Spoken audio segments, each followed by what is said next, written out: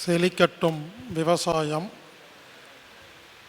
சீர்படட்டும் நிர்வாகம், உலக மக்கள் முகங்களில் நிலவட்டும் புன்சிரிப்பு, வளர்க ஆன்மீகம், வாழ்க வாழ்வாங்கு.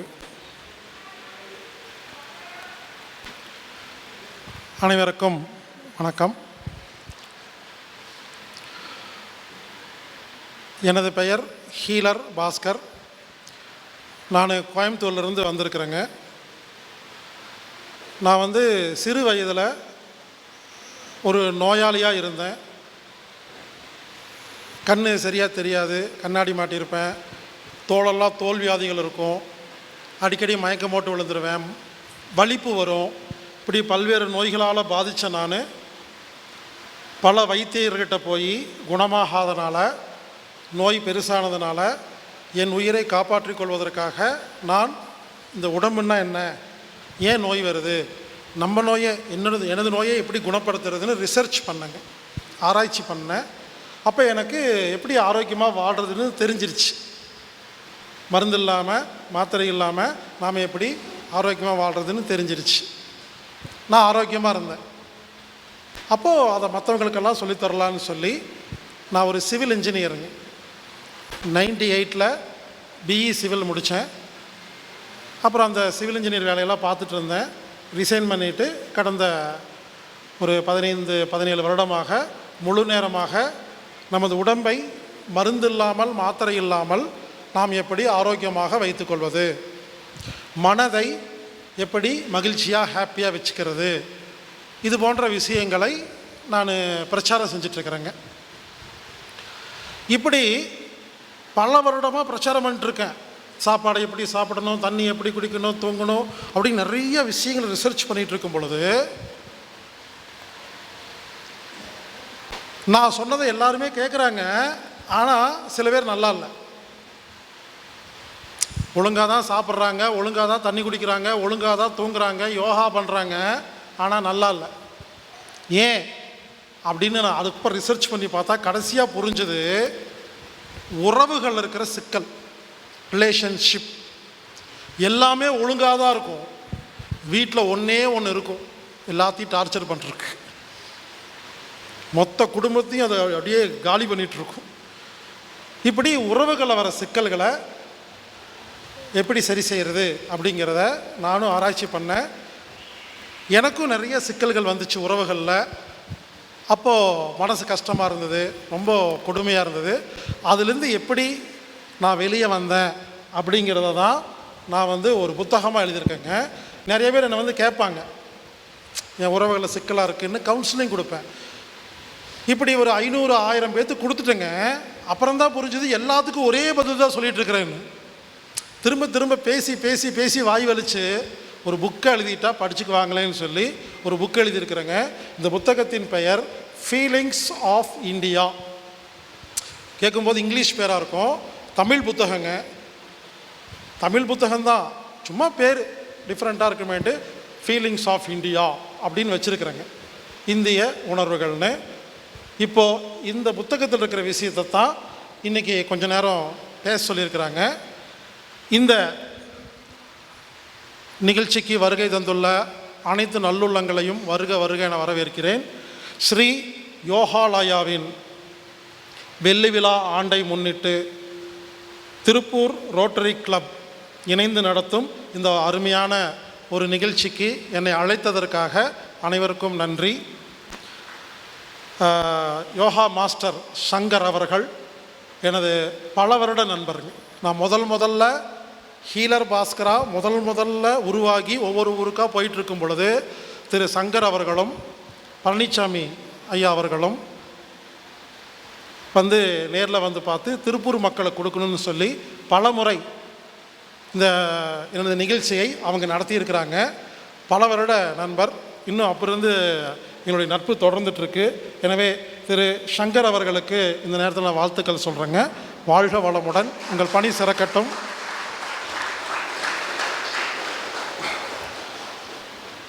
மேலும் அவினாஷி லிங்கம் யூனிவர்சிட்டி அதோடைய வேந்தர் அவர் இன்றைக்கி நான் முதல்ல சந்திக்கிறேங்க. சின்ன வயசுலேருந்தே எனக்கு அந்த காலேஜ் ரொம்ப பிடிக்கும். ஏன்னா அங்கே இருக்கிறவங்கெல்லாம் கொஞ்சம் டீசெண்டாக இருப்பாங்க, நல்லா நாலேஜ்ஃபுல்லாக இருப்பாங்க. கூட படித்தவங்கெல்லாம் நிறைய பேர் அங்கே படிச்சிருக்கிறாங்க. அவங்களுடைய வித்தியாசமான ஒரு டீலிங் இருக்கும் அவங்க கூட. அந்த ஒரு நிறுவனத்துடைய வேந்தர் இன்றைக்கி நான் நேரில் பார்த்து ரொம்ப மகிழ்ச்சிங்க.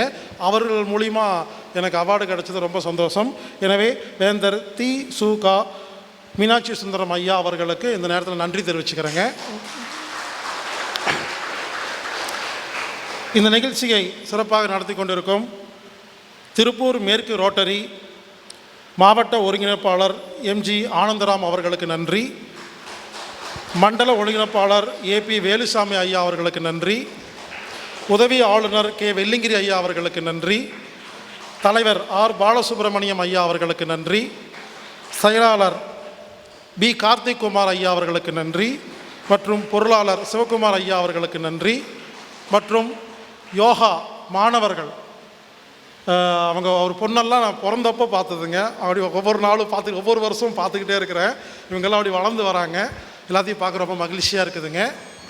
வாழ்த்துக்கள்ங்க. இன்றைக்கி டாபிக் என்னென்னாங்க, நம்மெல்லாம் நிம்மதியாக இல்லை. அதுக்கு என்ன காரணம்னா, உறவுகளை மேனேஜ் பண்ண தெரில. நல்லா கேவீங்க, நம்மக்கிட்ட எல்லாமே இருக்குது. யோகா பண்ணுறோம், மூச்சு பயிற்சி பண்ணுறோம், தியானம் பண்ணுறோம், சாப்பிட்றோம், எல்லாம் பண்ணுறோங்க. ஆனால் டென்ஷனாகவே இருக்கிறோம். ஏன்னா ஒரு வீட்டில் புருஷன் சரியில்லை, ஒரு வீட்டில் மனைவி சரியில்லை, ஒரு வீட்டில் பையன் சரியில்லை, மாமியார் சரியில்லைன்னு யாரோ ஒருத்தர் அந்த குடும்பத்தை டிஸ்டர்ப் பண்ணுறாங்க.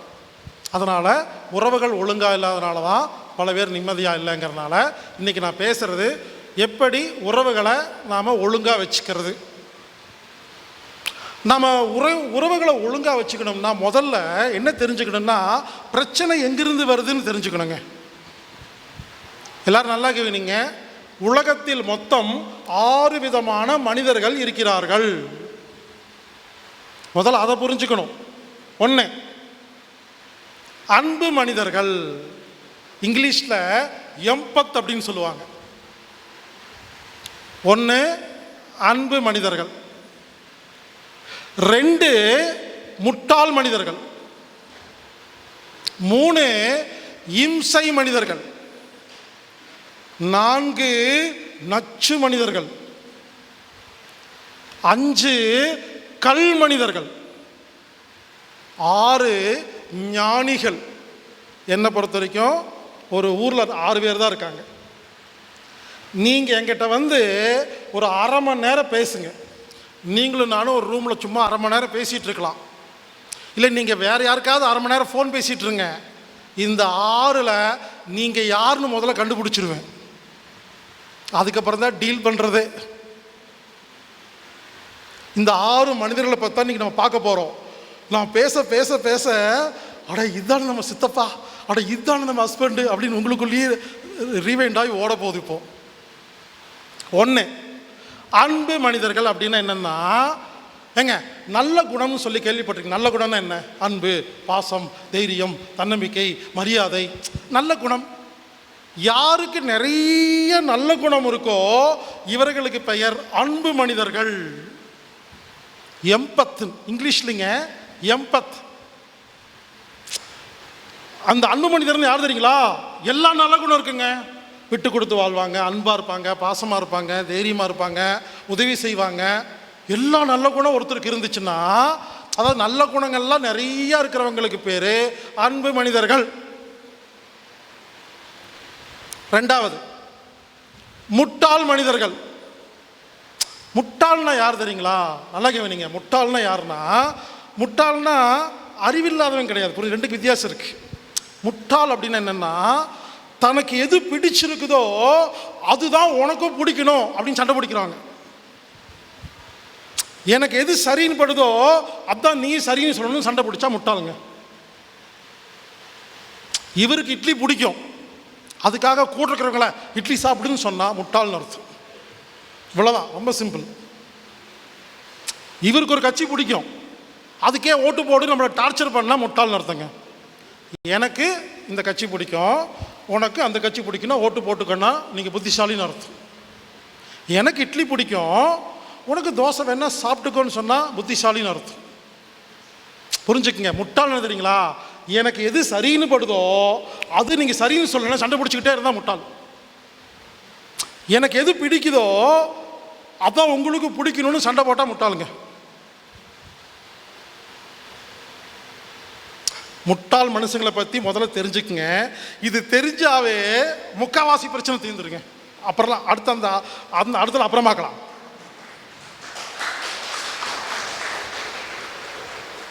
கை தட்டி காட்டி கொடுக்காதீங்க. பேச பேச பக்கத்தில் நீதானையான்னு சொல், முதல்ல கேளுங்க. புரிஞ்சுக்குங்க. முட்டாள்னு தெரியுங்களா? நல்லா கேவீங்க. 2 மனிதருக்கு நடுவில் 3 விஷயங்கள் முரண்படும். எனக்கும் உங்களுக்கும் 3 விஷயம் முரண்படுங்க. அவருக்கும் எனக்கும் 3 விஷயம். புரிஞ்சுக்குங்க. உலகத்தில் எந்த மனுஷனாக இருந்தாலும் 3 விஷயத்தில் முரண்படுன்னு தெரிஞ்சவருக்கு பேர் புத்திசாலி, புரியாதவருக்கு பேர் முட்டாளு. ஒரு வீட்டில் ஒரு கணவர் சோபாவில் உட்காந்து பேப்பர் படிச்சுட்டு இருக்காரு. ஒரு பிச்சைக்காரர் வந்து அம்மா தாயே பிச்சை போடுங்கன்னு கேட்குறாங்க. மனைவி 5 இட்லி எடுத்துகிட்டு ஓடுறாங்க கொடுக்கறக்கு.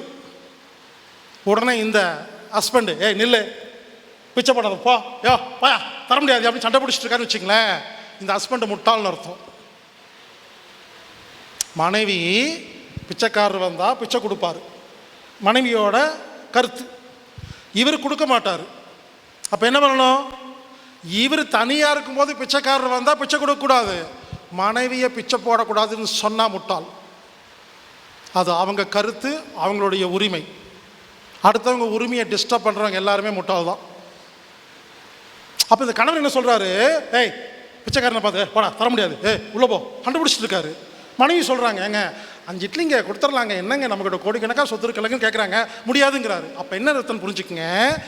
இவருடைய அறிவுக்கு பிச்சைக்காரருக்கு பிச்சை போடக்கூடாது ஒரு கருத்து வச்சுருக்காரு. அந்த அம்மா பிச்சை போடலான்னு கருத்து வச்சுருக்காங்க. கருத்து முரண்பாட்டுக்கு சண்டை போட்டாவே முட்டாளுங்க. இப்போ சொல்லுங்க, சொல்ல வேண்டாங்க, மனசுக்குள்ள கற்பனை பண்ணுங்க. இந்த 2 பேர்த்தில் யார் நல்லவங்கன்னு கேட்டால் பொதுவாக என்ன சொல்லுவோம்? மனைவி ரொம்ப நல்லவங்கங்க, அவங்க தான் இட்லி கொடுக்கறதுக்கு போனாங்க, ஹஸ்பண்டு கெட்டவர், தரமாட்டேங்க நினச்சிருப்பீங்களா இல்லையா? ஒரு வேளை நீங்கள் நினச்சிருந்தீங்கன்னா இதுவும் தப்புன்னு நான் சொல்கிறேங்க. ஒரு இட்லி கொடுக்கலங்கிறக்காக அவர் கெட்டவரெல்லாம் கிடையாது. இட்லி கொடுக்குறாங்கன்னு அவங்க நல்லவங்கெல்லாம் கிடையாது. அதுக்கப்புறம் அவங்க பண்ணுறதை பார்க்கலாம். புரிஞ்சுக்குங்க. இப்படி தான் நம்ம தப்பை கணக்கு போட்டிருக்கோன்னு சொல்கிறேன். ஒரே ஒரு விஷயத்தை வச்சு ஒருத்தர் நல்லவர் கெட்டவர் முடிவு செய்ய முடியாது. அந்த நேரத்தில் அவர் எடுத்த முடிவு பாருங்க. அப்ப இட்லி கொடுக்கலாமா வேண்டாமாங்கிறது ஒரு சண்டை வந்துச்சா இல்லையா? இந்த சண்டைக்கு பெயர் தேவை சண்டை. தேவை, அது கருத்து முரண்பாடு. அதே சிச்சுவேஷன், பிச்சைக்காரர் வராரு, பிச்சை கேட்குறாரு, மனைவி 5 இட்லி எடுத்துகிட்டு போகிறாங்க. நல்லா கவனிங்க. இப்போ சிச்சுவேஷன் மாறிடுச்சு. ஹஸ்பண்டு சொல்கிறாரு, இப்போ கொடுக்காத, சுட சுட இட்லி சுட்டு நானே இன்னும் சாப்பிடல, முதல்ல பிச்சைக்காரனை கொடுத்தா எனக்கு அவமானமாக இருக்குது, தம்பி நீ போயிட்டு 1 மணி நேரம் கழிச்சு வா, நான் 8 இட்லி கொடுக்குறேங்கிறாரு. இப்போ என்ன சண்டைன்னா, பிச்சை கொடுக்கலாமா வேண்டாமாங்கிறது சண்டை இல்லை, இப்போ கொடுக்கலாமா 1 ஹவர் கழித்து கொடுக்கலாமா. உங்களுக்கு இப்படி சொன்னால் புரியாது, வேறு மாதிரி சொல்கிறேன், அப்போ தான் புரியும். ஒரு மனைவி கேட்குறாங்க, எங்கள் அம்மாவுக்கு ஹாஸ்பிட்டல் செலவு பண்ணணுங்க, 1 லட்சம் கொடுக்கலான்னு கேட்குறாங்க. ஹஸ்பண்டு தரமாட்டேன்னு சொன்னார்னா தேவை சண்டை. ஏங்க என் தம்பி பிஸ்னஸ் பண்ணுறாங்க, ஒரு 50,000 கேட்டிருக்காங்க, இன்றைக்கி கொடுக்கலான்னு சொல்கிறாங்க. ஹஸ்பண்டு சொல்கிறாரு அடுத்த வாரம் தரலாங்கிறாரு. நல்லா கேவனிங்க. என்ன சண்டைன்னா, கொடுக்கலாமா வேண்டாமான்னு சண்டை இல்லை, இன்னைக்கா அடுத்த வாரமா. இந்த சண்டைக்கு பேர் எழுதுறீங்களா? நேர சண்டை. இந்த சண்டைக்கு பின்னால் இருக்கிறது காலம்.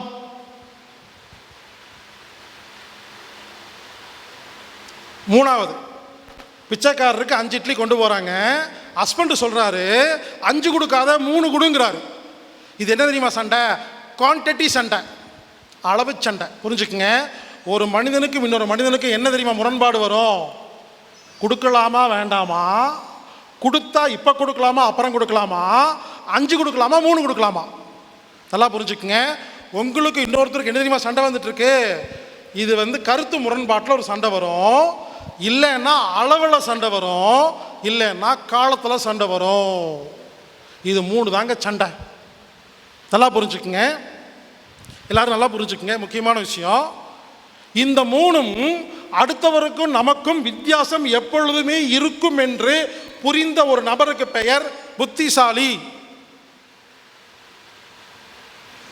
இந்த 3ம் நான் சொல்றதா நீ செய்யணும்னு யார் சண்டை போடுறாங்களோ அவர்களுக்கு பெயர் முட்டாள். எங்கூட யாராவது ஹோட்டலுக்கு சாப்பிட வந்தீங்கன்னா, எனக்கு என்ன வேணுமோ நான் சாப்பிடுவேன், உங்களுக்கு என்ன வேணுமோ சாப்பிடுன்னு சொல்லிட்டு பேசாமல் இருப்பேன். நான் புத்திசாலி. எனக்கு என்ன பிடிக்குமோ அதே நீ சாப்பிடு, இந்த கடையில் புரோட்டா சூப்பராக இருக்குன்னு சொல்லி அவங்களுக்கு பிடிச்ச ஐட்டத்தை அவங்களை திணிச்சாங்கன்னா முட்டாள்னு அர்த்தங்க. இவ்வளோதான் விஷயங்க. நல்லா கேவீங்க. இப்போ முட்டாளுக்கும் புத்திசாலிக்கும் என்ன வித்தியாசம்னு புரிஞ்சுங்களா?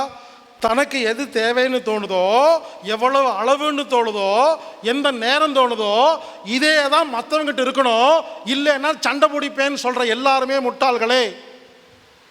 நம்ம நேரம் வேற, அவங்க நேரம் வேற, நம்ம அளவு வேற, அவங்க அளவு வேற, எனக்கு பிடிச்சது வேற, உங்களுக்கு பிடிச்சது வேற நினச்சா புரிஞ்சுக்கிட்டா புத்திசாலி. சரிங்க, விஷயத்துக்கு வரேங்க. ஒரு சில வீட்டில் எப்படி தெரியுமா இருக்கும், ஒரு முட்டாளும் புத்திசாலி கல்யாணம் பண்ணிக்குவாங்க. ஒரு முட்டாளும் புத்திசாலி கல்யாணம் பண்ணிக்குவாங்க இல்லையா? பார்ட்னராக இருப்பாங்க, அண்ணன் தம்பியாக இருப்பாங்க, புரிஞ்சு 2 பேரும் ஒன்றா வாழ்வாங்க. நல்லா கவனிங்க, 2 பேரும் ஒன்றா வாழ்கிறாங்க இல்லைங்களா? எப்படி தெரியுமா இருக்கும்? எல்லாரும் நல்லா கவனிங்க. முட்டாள் எப்பொழுதுமே புத்திசாலியோடு சண்டை பிடிச்சிக்கிட்டே இருப்பாங்க. புத்திசாலி முட்டாளை வாழ வைப்பார். இப்போ நான் தான் புத்திசாலின்னு வச்சுக்கோங்களேன், என் கூட யார் வந்தாலும் என்ன தெரியுமா பண்ணுவேன்? அவங்களுக்கு பிடிச்ச மாதிரி வாழ வைப்பேன். உனக்கு பிடிச்சிருக்கா செய். அப்போ என்ன ஆகும்? நீங்கள் நல்லா வாழ்வீங்க, ஹாப்பியாக இருப்பீங்க. ஆனால் நீங்கள் என்ன பண்ணுவீங்க? நான் செய்கிற ஒவ்வொரு செயலுக்கும் குறை சொல்லிட்டே இருந்தீங்கன்னா நான் டென்ஷன் ஆயிடுவேன். ஒன்று சொல்லட்டுங்களா? புத்திசாலிக்கு தான் அதிக பிரச்சனை வரும், முட்டாளுக்கு வரவே வராது. புத்திசாலி எப்பயும் டென்ஷனாகவே இருப்பாங்க, கடுப்பாகவே இருப்பாங்க. முட்டாள் படு தூங்கிடும், அது எதை பற்றியும் கவலைப்படாது. சோறு கிடச்சிதா அவ்வளோதாங்க. நான் மட்டும் படுத்தா தூங்கிடுறேன், நான் நல்லவன் நம்பாதீங்க. ஒன்று ஞானியாக இருந்தால் படுத்தா தூங்குவாங்க, இல்லை சுயநலவாதிகள் படுத்தா தூங்குவாங்க, முட்டாள்கள் படுத்தா தூங்குவாங்க. ரொம்ப நல்லவங்களுக்கு தூக்கமே வராதுங்க. சிம்பிள். ஏன்னா நம்ம ரொம்ப நல்லவனாக இருந்தால் இல்லை பாவம் புண்ணியம் பார்த்துக்கிட்டே இருப்போமா, பிரச்சனை நமக்கு அதிகமாக வருங்க. எல்லாருக்கும் நீங்கள் ஒரு வீட்டில் எப்படி தெரியுமா வாழ்கிறீங்க? ஒரு முட்டாளும் ஒரு புத்திசாலி. புத்திசாலி என்ன பண்ணுறாங்க?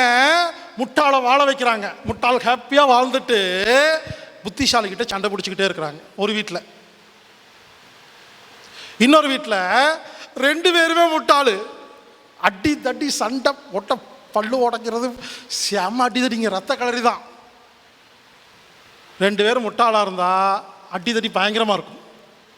ஒரு முட்டாள் புத்திசாலி சேர்ந்து வாழ்ந்தா ஒன்று சந்தோஷமாக இருக்கும், ஒன்று டென்ஷனாக இருக்கும். 2 பேர் புத்திசாலியாக வாழ்ந்தா அந்த வீடு மட்டும்தாங்க ஹாப்பியாக இருக்கும். இவ்வளோதாங்க. எனக்கு என்ன பிடிக்குமோ அதை கொடுத்தா தாங்க உங்களை எனக்கு பிடிக்கும். உங்களுக்கு என்ன பிடிக்குமோ அதை கொடுத்தா நான் எப்படிங்க ஹாப்பியாக இருப்பேன்? ஸோ பல வீடுகளில் சண்டை வருவதற்கு காரணம் முட்டாள் மனிதர்கள். ஒன்று என்ன பார்த்தங்க? அன்பு மனிதர்கள், எம்பத். 2 முட்டாள் மனிதர்கள். முட்டாள் மனிதர்கள் உதாரணம் புரிஞ்சிருச்சு. 3வது என்ன தெரியுங்களா? 3வது இம்சை மனிதர்கள். இதை பற்றி அதிகம் பேச மாட்டேங்க, ஒரே ஒரு வார்த்தை சொல்லுவேன், உங்களுக்கு புரிஞ்சிடும். சந்தோஷ் சுப்பிரமணியம். சந்தோஷ் சுப்பிரமணியம் படம் வந்துச்சுங்க, தயவு செய்து எல்லாரும் பாருங்க. அதில் பிரகாஷ்ராஜ் வந்து அப்பா, ஜெயம் ரவி வந்து பையன், அவர் சுப்பிரமணியம், இவர் சந்தோஷ். இந்த சுப்பிரமணியம் என்ன பண்ணுவார்? இவரே எல்லா வேலையும் பார்த்துட்டு கூட டம்மியாகவே ஒருத்தனை வச்சுருப்பார். புரிஞ்சிருக்குன்னு நினைக்கிற சில பேர்த்துக்கு. ஆமா தம்பி, வெளியே சொல்ல முடியல தம்பி. சில பேருங்க அவங்களே எல்லா வேலையும் பார்த்துருவாங்க, கூடவே வச்சுருப்பாங்க, திட்டிகிட்டே இருப்பாங்க, கடுப்பாக இருக்குன்னு. இதை இம்சை மனிதர்கள். முட்டாள் மனுஷன் வேற, இம்சை மனுஷன் வேற. இம்சை மனுஷனுக்கு ஒரே ஒரு உதாரணங்க, சந்தோஷ் சுப்பிரமணியங்க. அது கடைசி சீனில் அந்த சந்தோஷ் சொல்லுவான் பாருங்க, எல்லா தப்பையும் நீ தான் பண்ணீங்க அப்படிமா. பா எனக்கு கம்மர்கட்டு கேட்பப்பா, நீ எனக்கு சாக்லேட் வாங்கி கொடுப்பப்பா, கடுப்பாக இருக்கும்ப்பா. நான் சைக்கிள் கேட்பப்பா, நீ கார் வாங்கி கொடுப்பப்பா, எனக்கு பிடிக்காதுப்பா. இந்த ஷர்ட்டு வேணும்ப்பா, நீ வேறு ஷர்ட்டு கொடுப்பப்பா, கிழிச்செல்லாம் தோணும்பாம்பா. இதாங்க பல பேர்த்து வீட்டில் வாழ்க்கை, வெளியே சொல்ல முடியல. நல்லா கேவனிங்க. இம்சை மனுஷங்க என்ன தெரியுமா பண்ணுவாங்க? எல்லாமே அவங்களே பண்ணுவாங்க, கூட டம்மியாக வச்சு திட்டிகிட்டே இருப்பாங்க, நம்மளை டீமோட்டிவேட் பண்ணிகிட்டே இருப்பாங்க, குறை சொல்லிகிட்டே இருப்பாங்க. இது இம்சை மனிதர்கள். நல்லா கவனிச்சுக்கங்க. அன்பு மனிதர்கள், முட்டாள் மனிதர்கள், இம்சை மனிதர்கள். நாலாவது நச்சு மனிதர்கள். இங்கிலீஷில் சொன்னா பாய்ஷன். இந்த நச்சு மனிதர்களுக்கு ஒரு பேர் இருக்குது இங்கிலீஷில், நார்சிசிஸ்ட் பர்சனாலிட்டி டிஸார்டர். இதை மட்டும் மனப்பாடம் பண்ணி கூகுள் சர்ச் பண்ணி பாருங்க. உலகத்தில் நிறைய பேர் பேசியிருப்பாங்க யூடியூப்ல. அதை பார்த்தோன்னு தான் தெரியும், அடடா இது கூடவா வாழ்ந்துட்டு இருக்கிறோம் அப்படின்னு. நார்சிசிஸ்ட் பர்சனாலிட்டி டிஸார்டர், என்பிடின்னு சொல்லுவாங்க. நார்சிசிஸ்ட் பர்சனாலிட்டி டிஸார்டர் அப்படிங்கிற ஒரு குணம் இருக்கிற மனுஷனோட யாராவது வாழ்ந்தீங்கன்னா நரக வேதனையாக இருக்கும். அதுக்கு பேர் தான் நச்சு மனிதர்கள். இதுக்கு ஒரு படம் வந்துச்சு, மலையாள படம், ஜெய ஜெய ஜெய ஜெய ஹே. எத்தனை பேர் பார்த்தீங்கன்னு தெரியல, அந்த படத்தை பாருங்க. ஜெய ஜெய ஜெய ஜெய ஹேன்னு ஒரு படங்க, தமிழ் டப்பிங் இருக்கு, பாருங்களேன். அதில் வர ஹீரோ தான் நச்சு மனுஷன், அதில் வர ஹீரோயினி நடிகை தான் எம்பத். ஏங்க இந்த முட்டாள் பண்ண சண்டை பிடிச்சிட்டே இருப்பாங்க. இம்சை மனிதர்கள் நம்மளை டிமோட்டிவேட் பண்ணிகிட்டே இருப்பாங்க. ஆனால் நச்சு மனிதர்கள் என்ன பண்ணுவாங்க? சாவடிச்சிருவாங்க, நம்மளை கூடவே இருப்பாங்க. நம்ம சொத்தை பிடுங்கிடுவாங்க, வேலையை ரிசைன் பண்ண வச்சுருவாங்க, சொந்தக்காரங்களையெல்லாம் பிரித்து விட்ருவாங்க, ஃப்ரெண்ட்ஷிப்பெல்லாம் கட் பண்ணி விட்ருவாங்க, ஒன்றும் இல்லாமல் பண்ணிங்க நிர்மூலமாக்குவாங்கங்க. ஆனால் என்ன தெரியுமா பியூட்டி? அவங்க தான் செஞ்சாங்கன்னு தெரியாமல் கூட வாழ்ந்துட்டு இருப்போம். இதுதான் நச்சு மனிதர்கள். கூடவே இருந்து பாருங்க, நல்லவ மாதிரியே நடிப்பாங்கங்க, நல்லவ மாதிரி நடிப்பாங்கங்க, எல்லாத்துக்கும் அவங்க தான் காரணமாக இருப்பாங்க. ஆனால் கமுக்கமாக கூட இருப்பாங்க.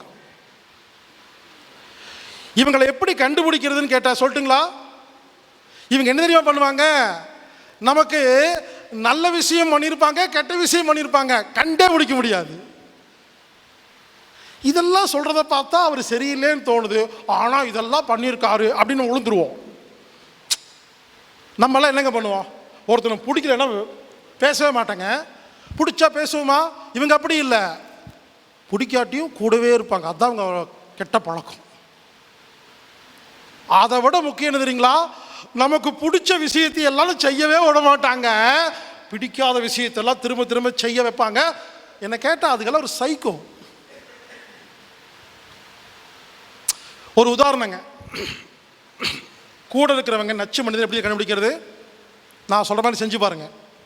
சப்போஸ் நீங்கள் ஹமாம் சோப் போட்டு குளிக்கிறீங்கன்னு வச்சுக்கோங்களேன், கூட இருக்கிறவங்க கிட்ட ஹமாம் சோப் ரொம்ப பிடிக்கும், அந்த ஸ்மெல் ரொம்ப பிடிக்கும், ஹமாம் சோப் பிடிக்கும் போது அவ்வளோ சந்தோஷமாக சொல்லி பாருங்களேன்.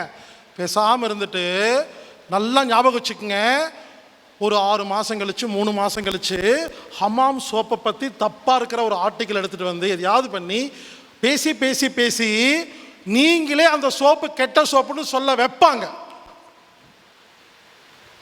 நீங்களேங்க இனிமேல் ஹமாம் சோப் வாங்க மாட்டாங்க அப்படின்னு சொல்ல வச்சுட்டு உள்ள மனசுக்குள்ளே சிரிச்சுக்குவாங்க. பிடிக்கு நான் சொன்னேன் எப்படி, அதுதான் அவங்க வேலை. நீங்கள் மட்டும் அவங்ககிட்ட ஏங்க இந்த சித்தியை ரொம்ப பிடிக்குங்க, அடிக்கடி உங்கள் வீட்டுக்கு போவாங்க, அந்த சித்தினா உயிர்னு சொல்லி பாருங்களேன்.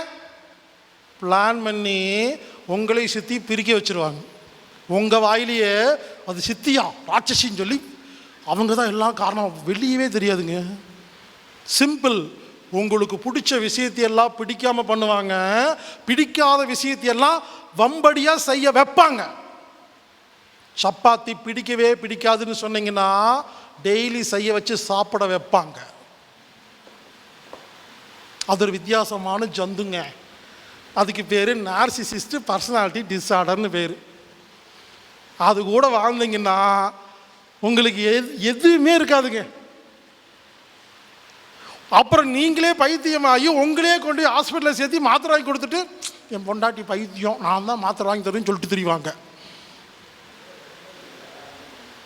மோசமான ஆளுங்க யாரு? இந்த நார்சிசிஸ்ட் பர்சனாலிட்டி டிஸார்டர். அடுத்தது 5வது கல் மனிதர்கள். இங்கிலீஷ்ல கிரே ராக் பர்சன் பேருங்க. கல் மனுஷன் யார் தெரியுங்களா? இங்க பாருங்க, கல் மனுஷன் என்ன தெரியுமா? சுயநலவாதிக, தனக்காக மட்டும்தான் வாழ்வாங்க. பொண்டாட்டி செத்துட்டா ஐயோ டிஃபன் பண்ணாம செத்துட்டாலேன்னு யோசிப்பாங்க. கல் மனிதர்கள் எப்படி தெரியுங்களா? தனக்கு மட்டும்தான், தன்னை பற்றி மட்டும்தான் யோசிப்பாங்க. கூட இருக்கிற யாரை பற்றி யோசிக்க மாட்டாங்க, ஒரு ஹெல்ப் பண்ண மாட்டாங்க. ஆனால் அவங்க கூட வாழ்ந்துடலாம். ஏன் தெரியுங்களா? யாரையும் டிஸ்டர்ப் பண்ண மாட்டாங்க. அதான் கல் மனிதர்கள். உங்களுக்கு சுதந்திரம் கொடுத்துருவாங்க. பர்பஸாக பாருங்க, நச்சு மனுஷனுக்கும் கல் மனிதனுக்கும் என்ன தெரியுமா வித்தியாசம்? வேணுமின்னே உங்களை நாசம் பண்ணா நச்சு மனிதர்கள், புரிஞ்சிக்காம டிஸ்டர்ப் பண்ணா முட்டாள்கள். பாருங்க,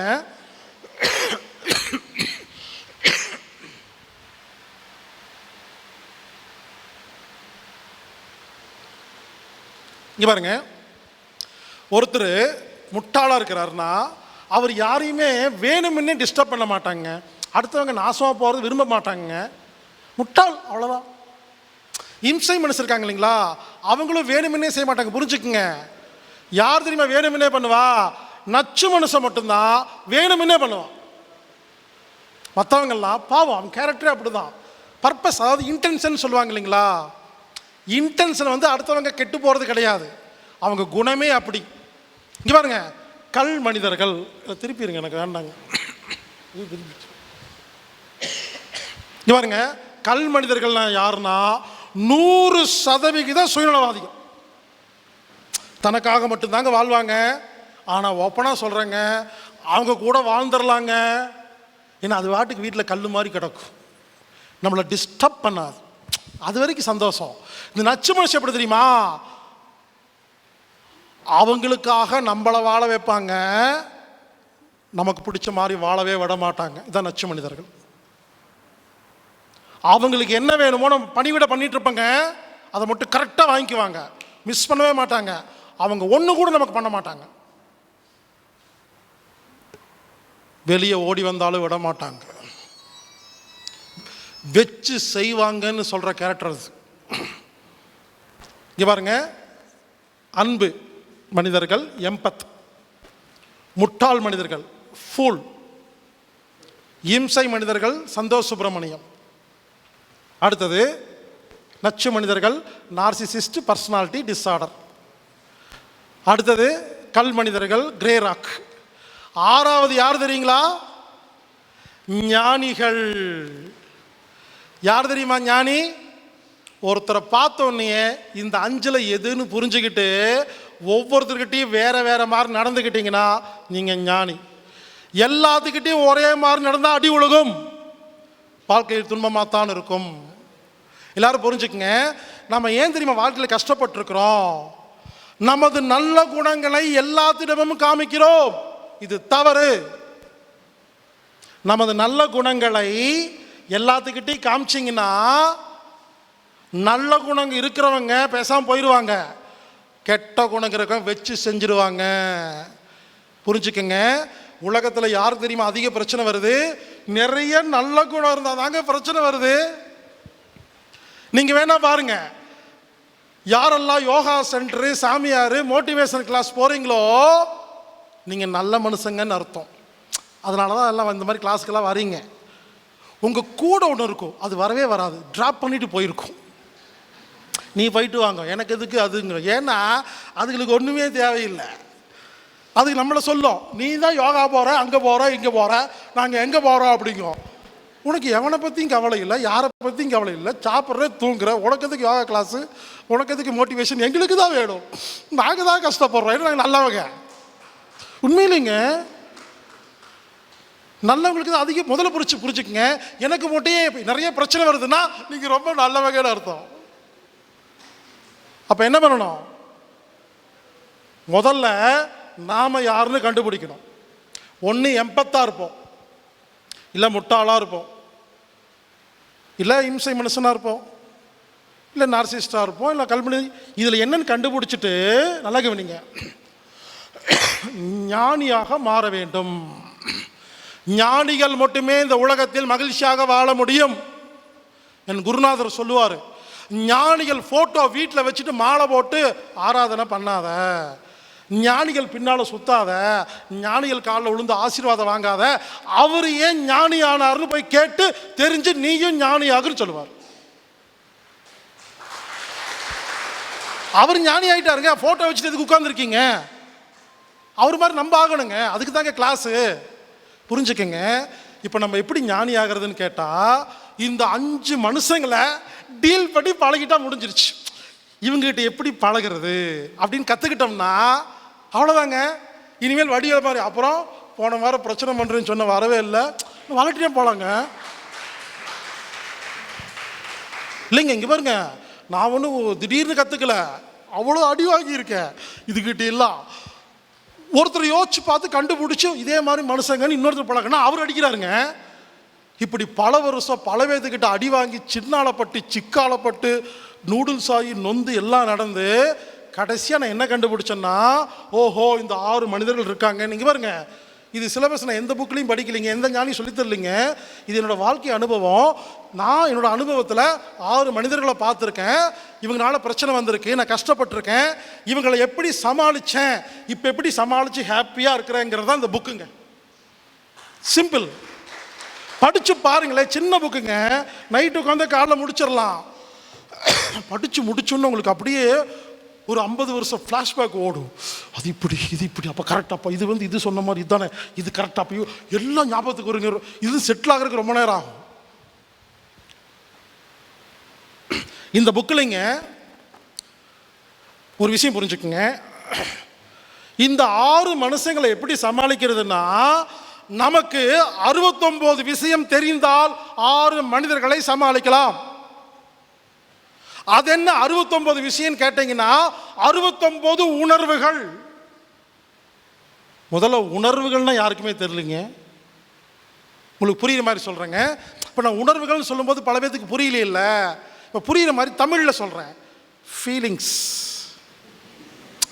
அட இதாப்பா ஃபீலிங்ஸுங்க. உண்மையிலேங்க யாருக்குமே ஃபீலிங்ஸே இல்லைங்க.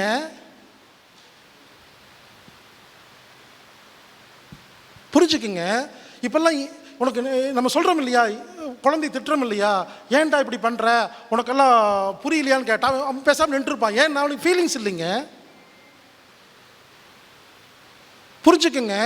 வர வர எல்லாருமே மனுஷங்களுக்கு அந்த ஃபீலிங்ஸ், மனிதனுடைய சொத்தே ஃபீலிங்ஸுங்க, உணர்வுங்க. அது இல்லாமல் போச்சுங்க. இங்கே பாருங்க, மொத்தம் 69 உணர்வுகள் இருக்குது. முதல்ல அதை ஒவ்வொன்றா படிக்கிறேன். இங்கே பாருங்க, இந்த 69 உணர்வுகளை நான் சொல்லும் பொழுது ஒரு கேள்வி உங்ககிட்ட, இது உங்களுக்கு தெரியுமான்னு நீங்களே யோசிச்சு. நான் 69 உணர்வு சொல்கிறேன். ஒரு உணர்வை பற்றி யாராவது வந்து மேடையில் பேசுங்கன்னா உங்களுக்கு பேச முடியுமான்னு யோசிங்க, உங்களுக்கு தெரியுமான்னு யோசிங்க. நமக்கே தெரியாதப்ப பையன்கிட்ட பொண்ணுக்கிட்ட எப்படிங்க எதிர்பார்க்க முடியும்? இங்கே பாருங்க, முதல்ல 69 படிக்கிறேன். லிஸ்ட்டு தான், ஒவ்வொன்றையும் பேசுறதுக்கு 1 மணி நேரம் வேணும். முதல்ல இவ்வளோ ஃபீலிங்ஸ் இருக்குன்னு புரிஞ்சுக்கோங்க. இப்போ உதாரணத்துக்குங்க, திருக்குறளில் நம்ம ஒன்று படிக்கிறோம், ஒழுக்கம் விழுப்பம் படிக்கிறோம்னு. ஒழுக்கம்னா என்ன தெரியுமா? எக்ஸ்பிளைன் பண்ண முடியுமா? உங்கள் பையனை சொல்கிறீங்கல்ல, ஏன்டா மரியாதை இல்லாமல் நடந்துக்கிறேன்னு நான் கேட்குறேன், மரியாதைலாம் உங்களுக்கு தெரியுமா? யாரெல்லாம் உங்கள் பையனை பொண்ணை பக்கத்து வீட்டுக்காரங்கிற மரியாதை இல்லாமல் நடந்துக்கிறாங்களோ சொன்னீங்களோ, நான் கேட்குற கேள்விக்கு பதில் சொல்லுங்கள். ஆட்டோக்காரரை ஆட்டோக்காரன் தானே சொல்கிறீங்க. ஆட்டோக்காரன் வந்துட்டானா பாரு, கீரைக்காரி வந்துட்டாளான்னு பாரு, அந்த பஸ் டிரைவர் பாரு வேகமாக ஓட்டுறான், மேனேஜர் நாய் ஃபோன் பண்ணுறான். என்ன என்ன மரியாதை உங்களுக்கு தெரியுது? நீங்கள் என்ன மற்றவங்க சொல்கிறது? இப்போ நான் சொல்லும்போது உதாரணத்தை கூட பிச்சைக்காரர் தான் சொன்னேன், பிச்சைக்காரன்னு சொல்லுங்க. முதல்ல மரியாதை நமக்கே தெரியலிங்க, அன்பு நம்மகிட்டே இல்லைங்க, பண்பு எதுவுமே இல்லாமல் எதிர்பார்க்கறது மட்டும் இருக்குதுங்க. முதல்ல நமக்கு இருக்கா அதை முதல்ல பார்க்கலாங்க. நான் 69 உணர்வு சொல்லுவேங்க, முதல்ல சிந்திங்க அப்படியெல்லாம் இருக்குதா அப்படின்னு. முதல்ல 69 படிச்சிடுறேன், அப்புறம் அது டீட்டெயிலாக பார்க்கலாங்க. 1 அன்பு, 2 பாசம், 3 காதல். ஒன்று புரிஞ்சுக்குங்க, அன்பு வேற, பாசம் வேற, காதல் வேற. 3க்கும் வித்தியாசம் சொல்ல தெரிஞ்சிருச்சுன்னா உங்களுக்கு புரிஞ்சிருச்சுன்னு அர்த்தங்க. அன்பு வேற, பாசம் வேற, காதல் வேற. ஒருவர் ஒரு ஆண் ஒரு பெண்ணு மீது அன்பு வச்சோன்னே அவங்க காதல்னு தப்பா புரிஞ்சுக்கிறதுக்கு வாய்ப்பு இருக்கு. முதல்ல அன்புக்கும் காதலுக்கும் பாசத்துக்கும் யாருக்கும் வித்தியாசமே தெரியலிங்க. அடுத்தது நல்லது வேற, பிடிச்சது வேற, முட்டாள் வேற, புத்திசாலி வேற, சுய அன்பு வேற, சுய நலம் வேற, செல்ஃபிஷ் வேற, செல்ஃப் கேர் வேற. பல பேர் செல்ஃபிஷை செல்ஃப் கேரை செல்ஃபிஷ் நினச்சிட்டு இருக்கீங்க. சுய அன்பு வேற, சுய நலம் வேற. ரெண்டுக்கு வித்தியாசம் தெரியுமா? தெரியலன்னு நீங்கள் பிரச்சனை இருக்கீங்கன்னு அர்த்தங்க. மரியாதை, முதல்ல மரியாதைன்னா என்னன்னு யாருக்குமே தெரியலிங்க. மரியாதைன்னா சார் குட் மார்னிங் அப்படி சொல்கிறது கிடையாது, ஃபீல், அது ஒரு ஃபீல். மரியாதை, பாராட்டு, சுதந்திரம், அகந்தை, ஈகோ, எதிர்பார்ப்பு, எக்ஸ்பெக்டேஷன், மனிதாபிமானம், ஹியூமானிட்டி, கிளி புத்தி, சொல் புத்தி, சுய புத்தி, சுயசொல் புத்தி, கவனித்தல், கேள்வி ஞானம், வாதம், ஆர்கியூமெண்ட், விவாதம், டிஸ்கஷன், உரையாடல், கான்வர்சேஷன், நன்றி உணர்வு, கிராட்டிடியூடு, உருவக்கேலி, பாடி ஷேம், நீதி, ஜஸ்டிஸ், தர்மம், நியாயம், சட்டம், அனுமதி, கட்டளை, உத்தரவு, கர்மா, ஏற்றுக்கொள்ளுதல், பாத்திரம், அணுகுமுறை, கேரக்டர், ஆட்டிடியூட், அக்செப்டன்ஸ், தேவதையா சூன்ய கிழவியா, எம்பத், சிக்மா எம்பத், இம்சை மனிதர்கள், புரிதல், அண்டர்ஸ்டாண்டிங், மனித உரிமை, ஹியூமன் ரைட்ஸ், மதிப்பு, வேல்யூ, தனித்துவம், ஷல், நடத்தை, மேனஸ், நம்பிக்கை, ட்ரஸ்ட், ஞானம், விஸ்டம், முழுமையான அர்ப்பணிப்பு, மனப்பூர்வமான சரணாகதி, பாரபட்சம், பார்ஷியாலிட்டி, அவரவர் நிலையில் அவரவர் சரியே, உணர்வுகள், ஃபீலிங்ஸ், தனிமை, பிரைவசி, துணிவு, பிரேவ், கம்ப்ளீட் ரேடிக்கல் அக்செப்டன்ஸ். மொத்தம் 69 ஃபீலிங்ஸுங்க எனது வாழ்க்கையில். நான் இது 69 யாரும் எழுதி கொடுக்கலைங்க, நான் என் வாழ்க்கையில் நான் உட்கார்ந்து லிஸ்ட்டு போட்டதில் எனக்கு 69 வந்துச்சுங்க. இந்த 69 புரிய புரிய புரிய நான் இப்பொழுது ஹாப்பியாக இருக்கிறேன். எனக்கு யாரு கூடயும் முரண்பாடே இல்லை, எல்லாத்துக்கூடையும் நான் வாழ்கிறேன். ஆனால் நல்லா கவனிங்க, இந்த 69 நீங்கள் புரிஞ்சுக்கிட்டீங்கன்னா உங்களை யாருமே டிஸ்டர்ப் பண்ண முடியாது, நீங்கள் யாரையுமே டிஸ்டர்ப் பண்ண மாட்டீங்க. இதாங்க விஷயம், புரிஞ்சுக்குங்க. நீங்கள் எவ்வளோ மோசமான ஆளாக இருங்க, நீங்கள் நார்சிஸ்டாக இருங்க, நச்சு மனுஷனாக இருங்க, மோசமான ஆளாக இருங்க, என்னை டிஸ்டர்ப் பண்ணவே முடியாதுங்க. நான் ஸ்ட்ராங் பவுண்டரி வச்சுருக்கேன். அதே சமயத்தில் என்னால் யாரும் கஷ்டப்படவே மாட்டாங்க. புரிஞ்சுக்குங்க, நாம் யாரையும் கஷ்டப்படுத்தக்கூடாது அப்படிங்கிறத மட்டும் திரும்ப திரும்ப சொல்லி வளர்த்திட்டாங்க. நல்லவனாரு நல்லவனாரு நல்லவனாருன்னு சொன்னாங்களே, கெட்டவங்கிட்ட இருந்து தப்பிக்க எப்படி சொல்லி கொடுத்தாங்களா? இதான் கேள்வி. சின்ன வயசுலேருந்து எங்கள் வீட்டில் நல்லவனாருன்னு வளர்த்தி விட்டாங்கங்க. நல்லவனாக வாழ்கிறது எவ்வளோ கஷ்டமாக இருந்துச்சு தெரியுமா? ரொம்ப கஷ்டமாக இருந்துச்சுங்க. அப்புறம் வல்லவனாக மாறுறதுக்கு அப்புறம் தான் நல்லா இருக்கு. புரிந்து கொள்ளுங்கள், நல்லவனாக வாழ்கிறது மட்டும் இந்த உலகத்தில் சாதனை கிடையாது. கெட்டவங்கிட்ட இருந்து தப்பிக்கிற கற்றுக்கிறதே பெரிய சாதனை. அதான் முதல்ல கற்றுக்கணுங்க. யோசிச்சு பாருங்க, எத்தனையோ பெரிய பெரிய நல்லா கவனிங்க, நல்ல காரியம் பண்ணவங்களெல்லாம் க்ளோஸ் பண்ணிட்டாங்கங்க. சிந்தியுங்கள், நிறைய நல்ல காரியம் பண்ணுறவங்கெல்லாம் ஊரில் இல்லை. ஆனால் பெருமைக்கு சொல்லுங்க, எனக்கு ஒன்றும் அடியாட்கள் கிடையாது, எனக்கு பேங்க் பேலன்ஸ் கிடையாது, நான் துப்பாக்கியெல்லாம் வைக்கல, கத்தியெல்லாம் வைக்கல, கராத்தால தெரியாதுங்க. நான் பாதுகாப்பாக வாழ்கிறேங்க. அது எப்படின்னு கேட்டீங்க, நல்லா புரிஞ்சுக்குங்க. முதல்ல என்ன கற்றுக்கணும்னா, நல்ல காரியம் செய்யறதுக்கு முன்னால் கெட்ட காரியம் பண்ணுறவங்கள்ட்ட தப்பிக்கிறதுக்கு மட்டும் நீங்கள் கற்றுக்கிட்டீங்கன்னா அதுக்கப்புறம் நல்ல காரியம் பண்ணால் மட்டும்தான் சக்ஸஸ் ஆகும் அப்படிங்கிறத எனக்கு முதல்லையே புரிஞ்சுக்கிட்டு அதுக்கான ஏற்பாடு செஞ்சுட்டு தான் நான் களத்துக்குள்ளேயே வந்தேங்க. முதல்ல எல்லா சாமியார்களும் எல்லாம் நல்ல காரியம் பண்ணுறவங்க வெறும் நல்ல காரியம் மட்டும் பண்ணனால அவங்கள ஒன்றுமில்லாமல் பண்ணிட்டாங்க. புரிஞ்சுக்குங்க. இதே வீட்லேயும் உங்களுக்கு நல்ல பேர் இருக்கும், ஆனால் நீங்கள் நல்லா இருக்க மாட்டீங்க. ஆமாங்க. இப்போ சினி ஃபீல்ட்லேயே பாருங்களேன், எவன்லாம் அயோக்கிய பையனோ அவன் தான் ஹீரோ. பேர் சொன்னால் லிஸ்ட்டு போட்டு சொல்லிடுவேன். எவன்லாம் மொல்ல மாதிரி கேப் மாதிரி அவன் தான் ஹீரோ. அவன் படம் மட்டும்தான் வருது, வேறு எந்த படம் வரதே இல்லைங்க. நம்மளாம் திட்டுறோம், ஆனால் படத்தை போய் பார்க்குறோம், அதான் கேவலங்கிறாங்க. ஒருத்தர் சரியில்லைன்னா அவன் படத்தை போய் பார்க்கக்கூடாது, பார்த்துட்டு வந்து அவன் சரியில்லைங்கன்னு அவன் வளர்ந்துட்டே தான் இருப்பான். புரிஞ்சுக்குங்க என்ன சொல்ல வரேன்னா, 69 உணர்வுகளை நாம் புரிந்து கொண்டால், நாம் அதன்படி வாழ்ந்தால் வேறு யாருமே நம்மை டிஸ்டர்ப் பண்ண முடியாது, நாம் யாரையும் டிஸ்டர்ப் பண்ண மாட்டோம். சரிங்க. இந்த 69 இப்போ பேசுறதுக்கு டைம் இல்லைங்க. ஒரு 2 3 ஒரு 4 பேசலாம். 8 மணி வரைக்கும் பேச சொல்லியிருக்காங்க, 3/4 மணி நேரம் இருக்குது. இந்த 69 உணர்வுகளில் ஒரு 2 3 சொல்கிறேங்க, அதுக்கே 3/4 மணி நேரம் ஆயிருங்க. இவருங்க இந்த 3/4 மணி நேரம் சொல்கிறத போய் வீட்டில் ஃபாலோ பண்ணாவே தப்பிச்சுக்குவீங்க.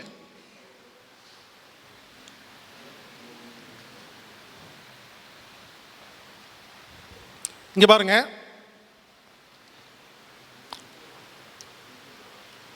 நல்லா கவனிங்க.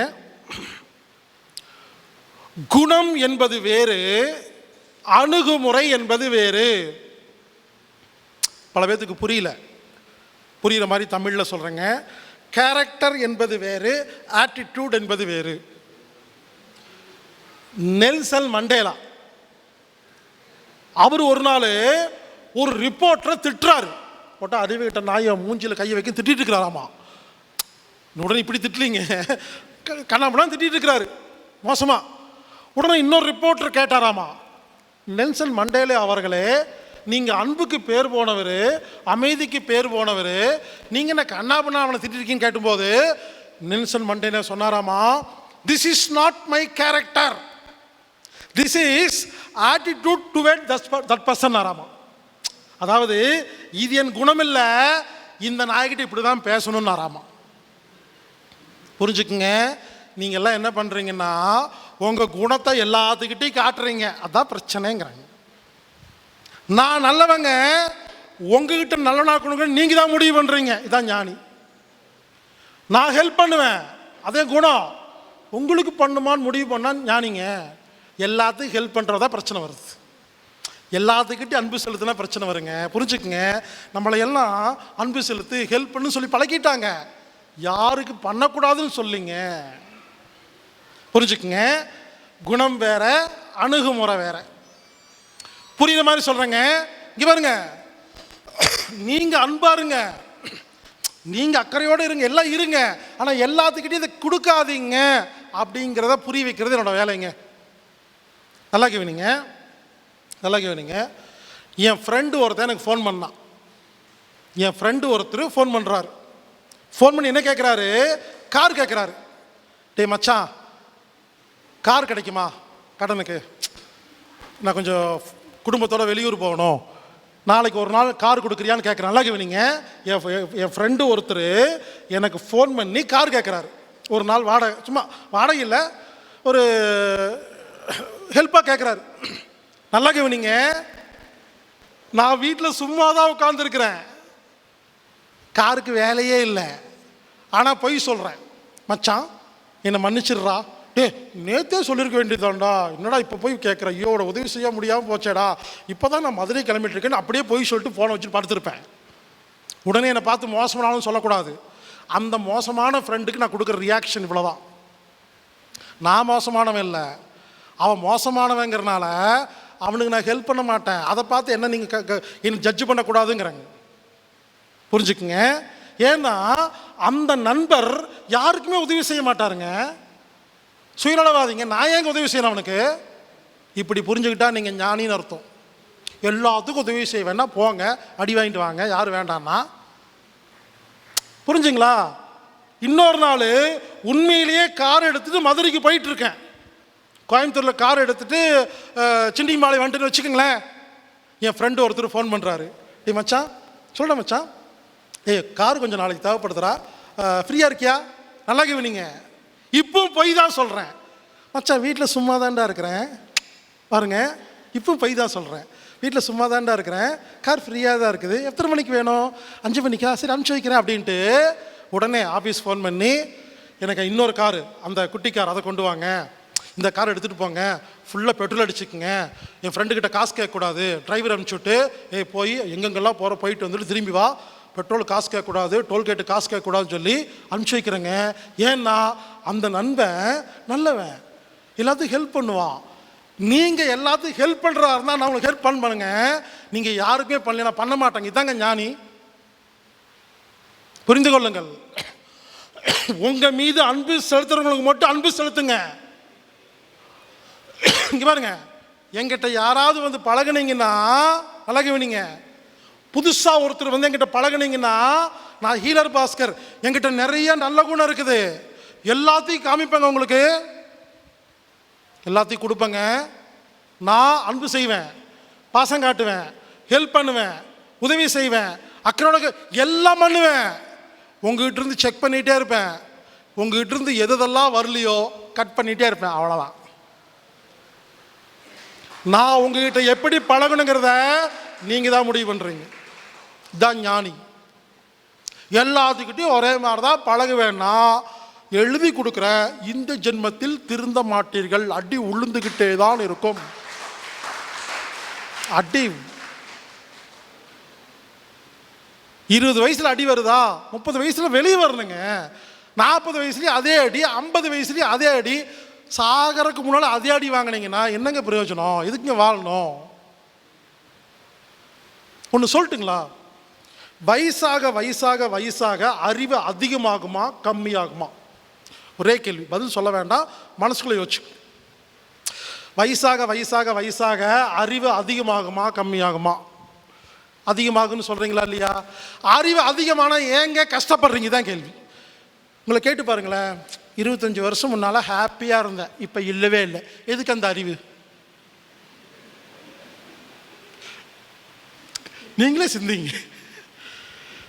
ஒவ்வொரு வருஷமும் உங்கள் ஹாப்பினஸ் அதிகமாகிட்டு போயிட்டு வந்தால் நீங்கள் புரிஞ்சுக்கிட்டு மேலே போகிறீங்கன்னு அர்த்தம். பணம் அதிகமாகுது, அதை வச்சு என்ன பண்ண போகிறீங்க? பணம் சம்பாதிங்க, வேண்டாம் சொல்லிங்க, ஹாப்பினஸ் சம்பாதிங்கன்னு சொல்கிறேங்க. உண்மையிலே சொல்கிறேங்க, நான் மகிழ்ச்சியாக இருக்கிறேங்க, சந்தோஷமாக இருக்குங்க, ஹாப்பியாக இருக்குங்க. ஏன்னா நான் எனக்காக வாழ்கிறேங்க, இதான் என் சொத்துங்க. என்னோடய சொத்துங்கிறதே வந்து என்னோடய உயிருக்கு நான் கொடுக்குற அந்த ஒரு மரியாதை, அது அந்த உயிர் வாழ்கிறக்காக கொடுக்குறது, அது மட்டும் தான் சொத்துங்க.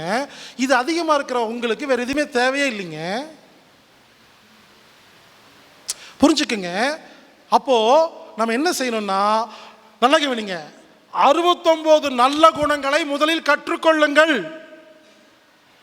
இதை படிக்க படிக்க படிக்க ஏதாவது ஒன்று இருக்காது உங்ககிட்ட.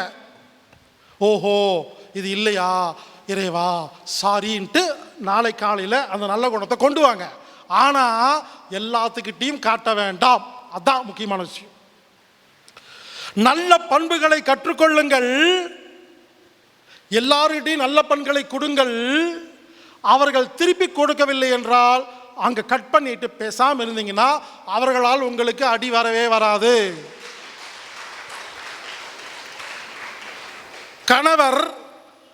கணவன் மனைவி கல்யாணம் பண்ணி 60 வருஷம் வாழ்ந்துருப்பாங்க.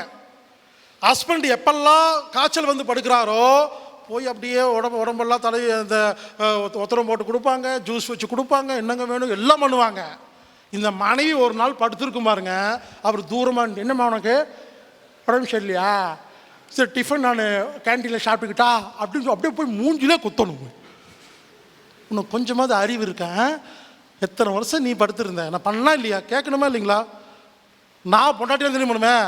ஓ அப்படியானு அடுத்த முறை படுத்துருக்கும் போது கவனிக்கவே மாட்டேங்க. வாயில் சொன்னாலாம் யாருக்கும் புரியாது, செஞ்சு காமிங்க. ஒரு சின்ன உதாரணம் சொல்கிறேங்க. ஒரு சின்ன உதாரணம் சொல்கிறேன். இங்கே பாருங்கள், இதுக்கு பேர் கண்ணாடி ட்ரீட்மெண்ட்டுன்னு பேர். ஒரு ட்ரீட்மெண்ட் இருக்குது, கண்ணாடி மிரர் எஃபெக்ட்னு இருக்குது. மிரர் எஃபெக்ட் பண்ணால் மட்டும்தான் ஒருத்தருக்கு புரியும், வாயில் சொன்னால் யாருக்குமே புரியாதுங்க. ஒரு சின்ன உதாரணங்க, எனக்கு ஒரு பெண்மணி ஃபோன் பண்ணாங்க. என்ன தெரியுமா பிரச்சனை? சார், டெய்லி நைட்டு எல்லா வேலையும் முடிச்சுட்டு நானும் கணவர் பக்கம் பக்கம் படுப்பேன் சார். எனக்கு என்னென்னா, காலையில் வேலைக்கு போயிட்டு நைட்டு தான் சார் வருவார்.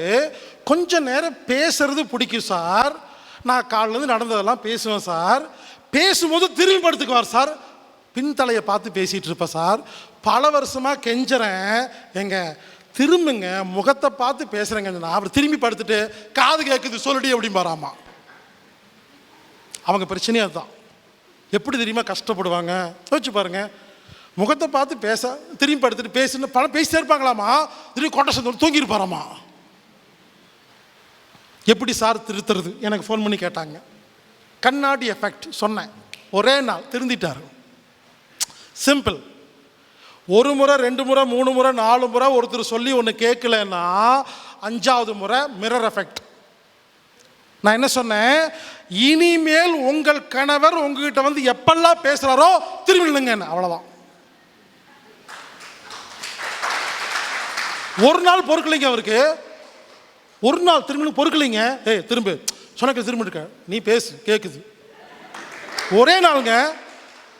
அன்னை மரியாதை திரும்பி படுத்து பேசுங்கிறாராமா. சில பேர் சொன்னா கேட்க மாட்டாங்கங்க. ரொம்ப சிம்பிளுங்க. ஒருத்தர் திருத்துறது ரொம்ப சிம்பிளுங்க. அவர் உங்களுக்கு என்ன செய்கிறாரோ அதை செஞ்சுட்டு பேசாமல் உட்காருங்க, திருந்திடுவாங்க. வேற ஐடியாவே கிடையாது. என்ன கேட்டால்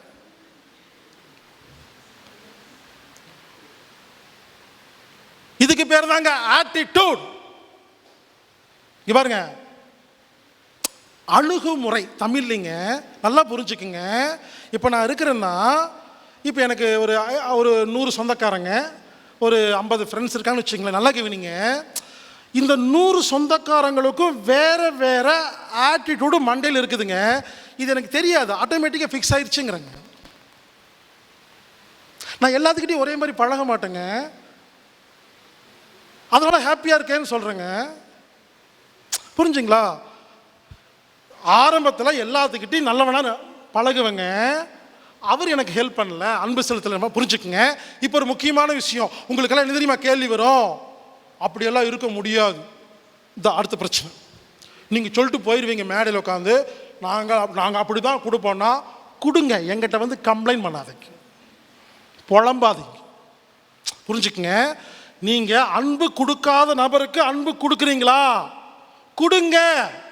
நான் வேண்டாம்னு சொல்ல, திருப்பி தரலன்னு புலம்பாதீங்க. புரிஞ்சுங்களா? ஒன்று கொடுக்கறத நிறுத்துங்க, இல்லை கொடுத்துட்டு புலம்பாதீங்க. இவ்வளோதான் சொல்யூஷனுங்கிறாங்க. புரிஞ்சுக்குங்க. குணம் என்பது வேறு, ஆட்டிடியூட் என்பது வேறு. நான் ஒரு இடத்துல பிஹேவ் பண்ணுறதை வீடியோ எடுத்துட்டு நான் இப்படி தான் நீங்களாம் முடிவு பண்ணக்கூடாது. அந்த நேரத்தில் அந்த மனுஷங்கிட்ட, இன்ஃபேக்ட் வேற மாதிரி சொன்ன அந்த நாய்கிட்ட அப்படி தான் பேசுவேன். அதுக்காகவெல்லாம் என் கேரக்டர் நீங்கள் டிசைட் பண்ண முடியாது. நாமெல்லாம் அப்படி தாங்க பண்ணுறோம். யாரோ ஒருவர் ஏதோ நாய்க்காக குலைச்சதை கேட்டுட்டு இவர் சரியில்லைன்னு முடிவே பண்ணிடுவோம். இப்படி தான் வீட்டில் எல்லாம் பண்ணிகிட்டு இருக்கோங்கிறாங்க. ஆட்டிடியூடு வேற, குணம் வேற. குணத்தை தான் நீங்கள் பார்க்கணும், ஆட்டிடியூட் பார்க்கக்கூடாது மற்றவங்களோடதுங்க. நீங்கள் என்ன பண்ணணும்? நல்ல குணங்களை அதிகம் பண்ணிகிட்டே வரணும். ஆனால் நல்ல குணத்தை எல்லாத்துக்கிட்டையும் காட்டக்கூடாது. யாருக்கிட்ட காட்டினா திரும்ப ரிட்டர்ன் வருதோ அவங்களுக்கு காட்டுங்க. அவங்க கிட்ட வரலையா ஸ்டாப் பண்ணிட்டு கூட இருங்கிறாங்க. அவ்வளோதான். அவங்களால டிஸ்டர்பன்ஸ் வரவே வராது. கிவ் அண்ட் டேக் பாலிசிங்க. நான் கேட்குறேன், நம்ம என்ன இழிச்ச வாயங்களா? உண்மையிலே சொல்கிறேங்க, நிறைய பேர் இழிச்ச வாயங்களா, இழிச்ச வாய்களா வாழ்ந்து கொண்டிருக்கிறீர்கள். அது உங்கள் பிரச்சனை. புலம்பாதீர்கள்.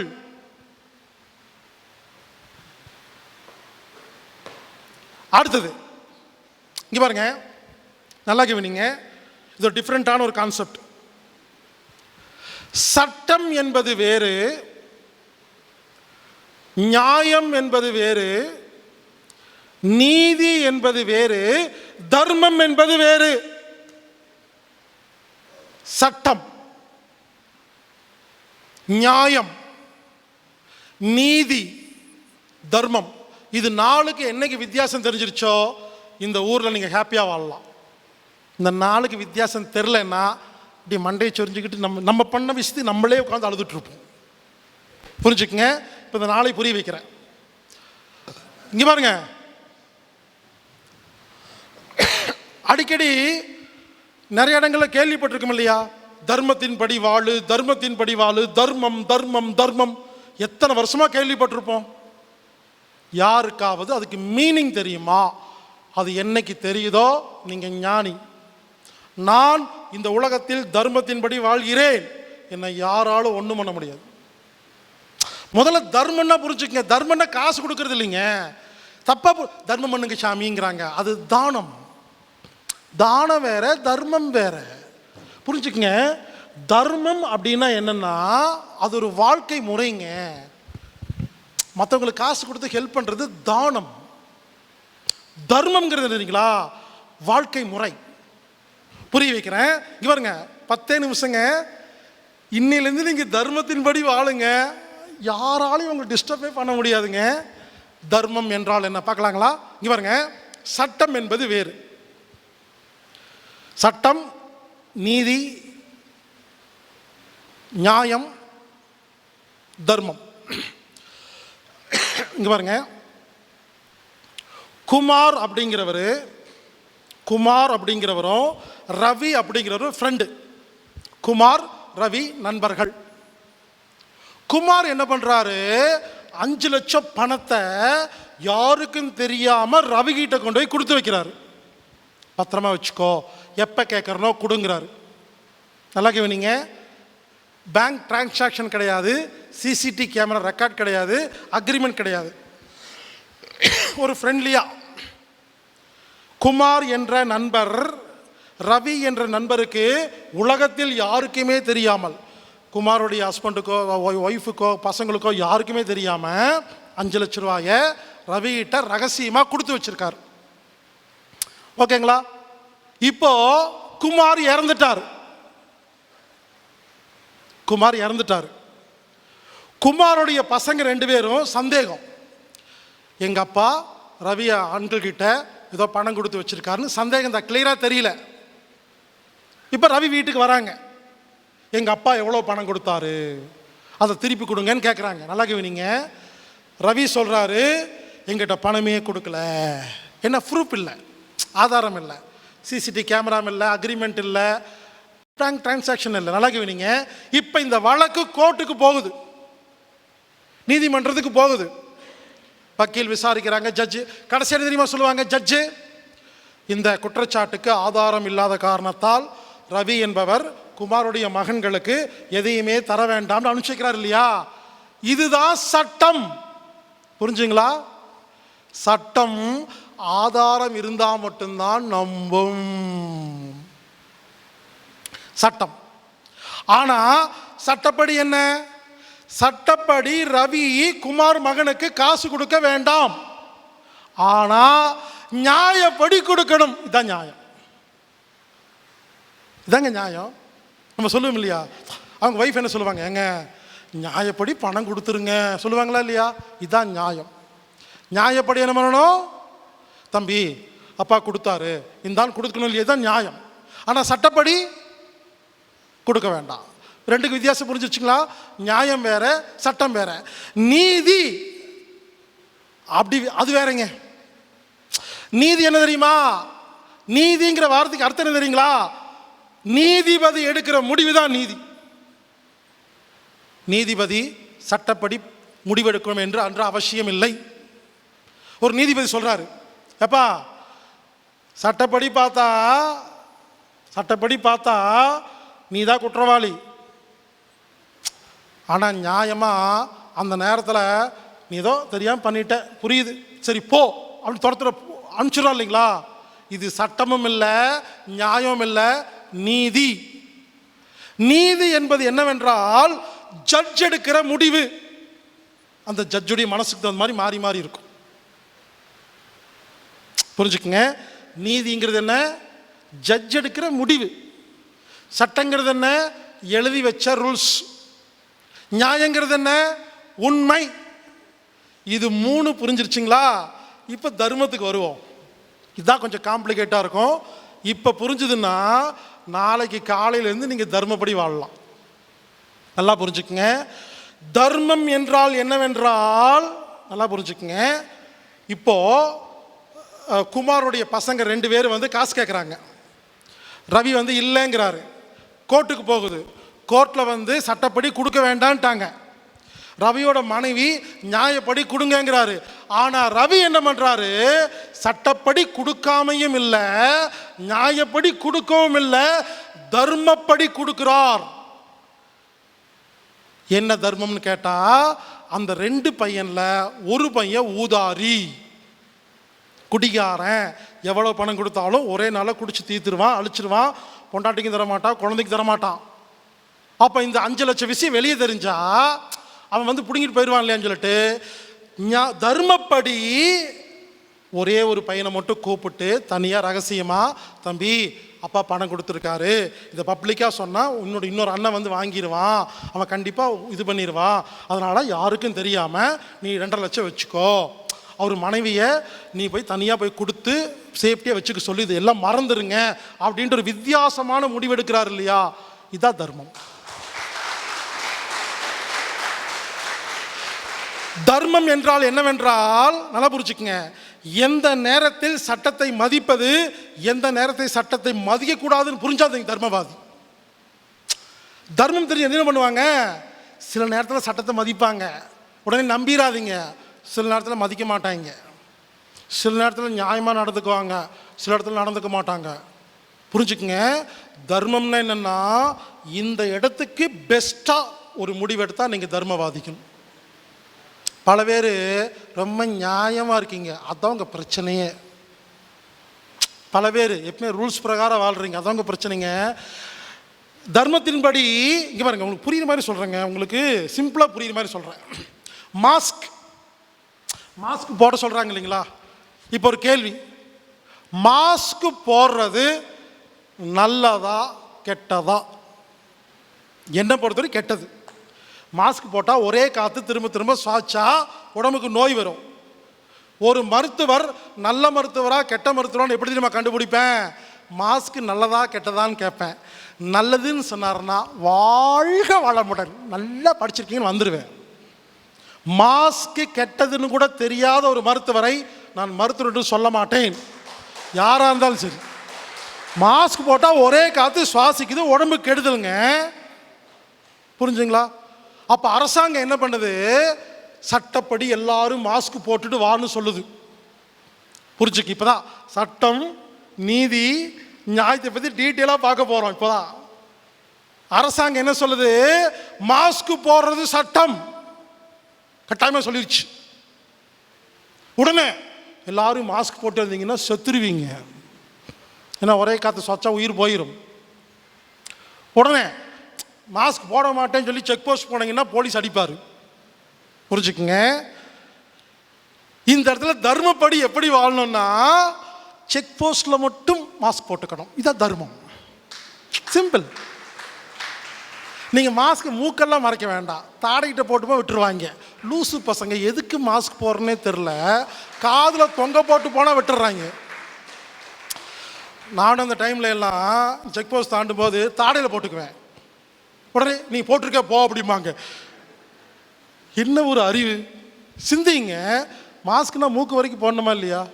நீங்கள் வாய் வரைக்கும் போடுங்க, விட்டுருவாங்கங்க. புரிஞ்சுங்களா? அப்போ அரசாங்கம் மாஸ்க் போடுறது சட்டம்னு சொன்னா அந்த சட்டத்தை நான் மதிக்க மாட்டேன், தர்மத்துப்படி வாழ்கிறேன். இதே சிக்னல் போட்டிருக்கு, ரெட் சிக்னல் போட்டால் நில்லு, பச்சை போட்டால் போங்குது, அங்கவே மதிக்க மாட்டேன்னு போனால் இடிச்சிரும். புரிஞ்சுக்குங்க. நான் தர்மத்துப்படி வாழ்கிறேங்க.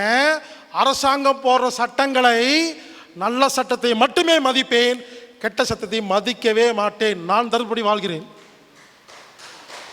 நீங்கள் எல்லாத்தையும் மதிப்பீங்க, என்ன கஷ்டப்படுங்கிறாங்க. அப்போ எனக்கு தெரியும் எந்தெந்த சட்டத்தை மதிக்கணும், எதை மிதிக்கணும்னு. நான் மிதிக்கிறேங்க. நான் தெளிவாக இருக்கிறேன், தர்மத்தின்படி மிதிக்கிறேன். உடனே எல்லாத்தையும் அவமானப்படுத்தி பேச மாட்டேன். இந்த சட்டம் தப்பு, இது கரெக்ட். புரிஞ்சுங்களா?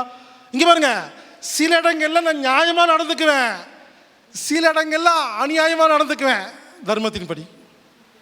அப்போ நீங்க என்ன தப்பா புரிஞ்சிருக்கீங்கன்னா, ஒரு சின்ன பொய் சொல்லிட்டா 10 நாள் தூங்கவே மாட்டீங்க. நீங்க பொய் சொல்லிட்டுனே பொய் யார் தெரியுமா சொல்லியிருக்கீங்க? 24 மணி நேரம் பொய் சொல்ற ஒருத்தங்கிட்ட ஒரு பொய் சொல்லிடுவீங்க, அவன் தூங்கிடுவான், நீங்க தூங்க மாட்டீங்க. இதான் உங்க பிரச்சனைங்கிறாங்க. புரிஞ்சுங்களா? அப்போ நம்மளோட எதிரி யாரு? நாம தாங்க. நம்ம ரொம்ப நல்ல வேலை சட்டிட்டு வச்சிருப்பில்ல, அதான் எதிரி. நீங்க ரொம்ப நல்லவனா இருந்தால் முதல்ல மகிழ்ச்சியா வாழ்ந்து காட்டுங்க. யாரெல்லாம் நல்லவேன்னு சொல்றீங்களோ மகிழ்ச்சியா வாழ்றீங்களோ அதுதான் கேள்வி. இல்லைன்னா என்ன பிரயோஜனம்? அதான் என் கேள்வி. எல்லாருங்க ரொம்ப நல்லவேங்கிறீங்க, ஆனால் மகிழ்ச்சியாவே இல்லைங்க. அப்புறம் நல்லவனா இருந்து என்னங்க பிரயோஜனம்? நல்லவனுக்கு நல்லவனா இருக்கணும், வல்லவனுக்கு வல்லவனா இருக்கணும். இது இருந்தால் தான் மகிழ்ச்சிங்க. இது என்னைக்கு புரியுதோ அப்போ தான் மகிழ்ச்சி கிடைக்கும். அது வரைக்கும் அன்ஹாப்பி தான், டென்ஷன் தான், ஸ்ட்ரெஸ் தான். அப்போ என்ன சொல்கிறேன்னா, நம்மிடம் நியாயமாக நடந்து கொள்ளாத ஒருவரிடம் நீங்கள் நியாயமாக நடந்து கொள்வது தவறல்ல என்று புரிந்தவர் தர்மத்தின்படி வாழ்கிறார். நான் பொய் சொல்லுவேங்க யாருக்கிட்ட? நீங்கள் அண்ட புழுகு ஆகாசு புழுகா இருந்தால் நான் பொய் சொல்லுவேன். நான் ஏன் உண்மை சொல்லி நான் ஏன் சாகணும்? புரிஞ்சுக்குங்க. மீண்டும் மீண்டும் சொல்கிறேங்க, ஒரே பாயிண்ட் தான். நல்ல குணங்களை கற்றுக்கொள்ளுங்கள், அதன்படி வாழுங்கள். எல்லாத்துக்கிட்டையும் நல்ல குணம் காமிக்காதீங்க. தேவைப்பட்டால் நீங்கள் மாற்றிக்கலாங்கிறத புரிஞ்சுக்கிட்டா தர்மத்தின்படி வாழ்கிறீர்கள். இன்னொரு உதாரணம் சொல்கிறேன். தடுப்பூசி நல்லதா கெட்டதா? என்னை பொறுத்தவரை கெட்டது. கவர்மெண்ட் சொல்லுது கண்டிப்பா தடுப்பூசி போடுதுன்னு சொல்லுது. என்ன பண்ணுவீங்க? சட்டப்படி தடுப்பூசி போடணும், நியாயப்படி போடக்கூடாது. தர்மத்தின்படி ஒரு 500 ரூபா கொடுத்து சட்டிட்டு வாங்கிக்கலாம், தர்மம். உடனே அதை பண்ணிட்டு ஐயோன்னு சட்டத்தை மதிக்கலையேன்னா, சட்டம் ஒழுங்கா இருந்தால் மதிங்க, இல்லைன்னா மிதிங்க. புரிஞ்சுக்குங்க. சட்டம்ங்கிறது முதல்ல என்ன தெரியுமா? எவனோ, நல்லா கவனிங்க, எவனோ அவன் நல்லா வாழ்றதுக்கு நம்ம மேல திணிக்கப்பட்ட விதிமுறைகள் தான் சட்டம்.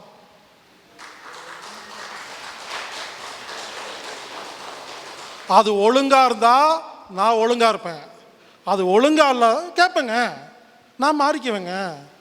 அப்ப நீங்க மாற மாட்டேங்கிறீங்க, அதாங்க பிரச்சனை.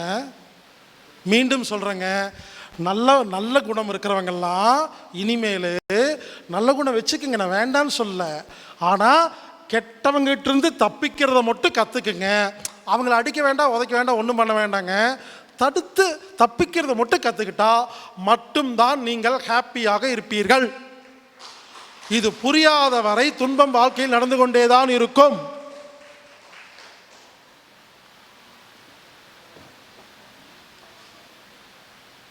ரொம்ப நல்லவங்களா இருந்தா ஹாய் அப்படின்னு சொல்லுங்க. ரொம்ப கெட்டவங்களா இருந்தா எதிரியாக்காதீங்க, ஹாய் அவ்வளோதான், ஹாய் முடிஞ்சு போச்சு. ஆட்டிடியூட் மாற்றிடுங்க. அப்புறம் சாப்பிட்டு முடிஞ்சு போயிட்டே இருங்க. எதுக்கு சண்டை பிடிச்சிக்கணும், எதுக்கு எதிரி ஆகிக்கணும்? எனக்கு எதிரியே கிடையாதுங்க, உண்மையிலே சொல்கிறேங்க. இவ்வளோ பேச்சு பேசுகிறேன்ல, காரில் தனியாக தாங்க போயிட்டு வரேன், 20 வருஷமாக காரில் தனியாக தான் போயிட்டு வரேன், நைட்டு பகலாக சுற்றுறேங்க. உண்மையில் இங்கே ஆபத்தெல்லாம் இல்லைங்க, நீங்களா கற்பனை பண்ணிக்கிறீங்க, ஆபத்தே கிடையாதுங்க. புரிஞ்சுக்குங்க. நம்ம வேலையை ஒழுங்காக பண்ணிட்டு ஆபத்தெல்லாம் கிடையாதுங்க, நம்மளா கற்பனை பண்ணிக்கிறது தான் ஆட்டிடியூட்.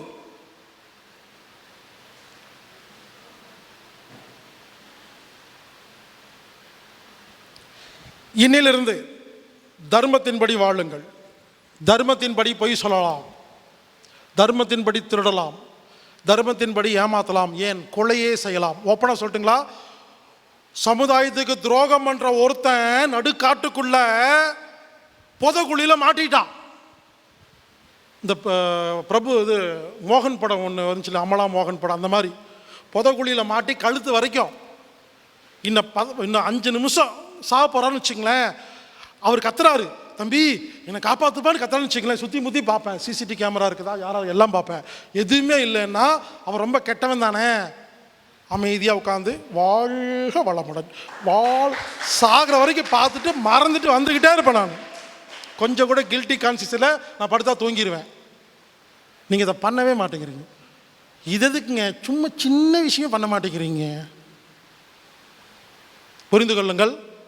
கெட்ட காரியம் பண்ணுற நபரிடம் நாமளும் அந்த ஆங்கிளில் இருந்தால் மட்டும்தான் தப்பிக்க முடியும். இதை தவிர எனக்கு சொல்யூஷன் கிடையாதுங்க. நீங்கள் செக் பண்ணி பாருங்கள், செஞ்சு பாருங்கள், கிடையவே கிடையாது. கண்ணாடி எஃபெக்ட் மட்டும்தான் உலகத்தில் ஜெயிக்கும்.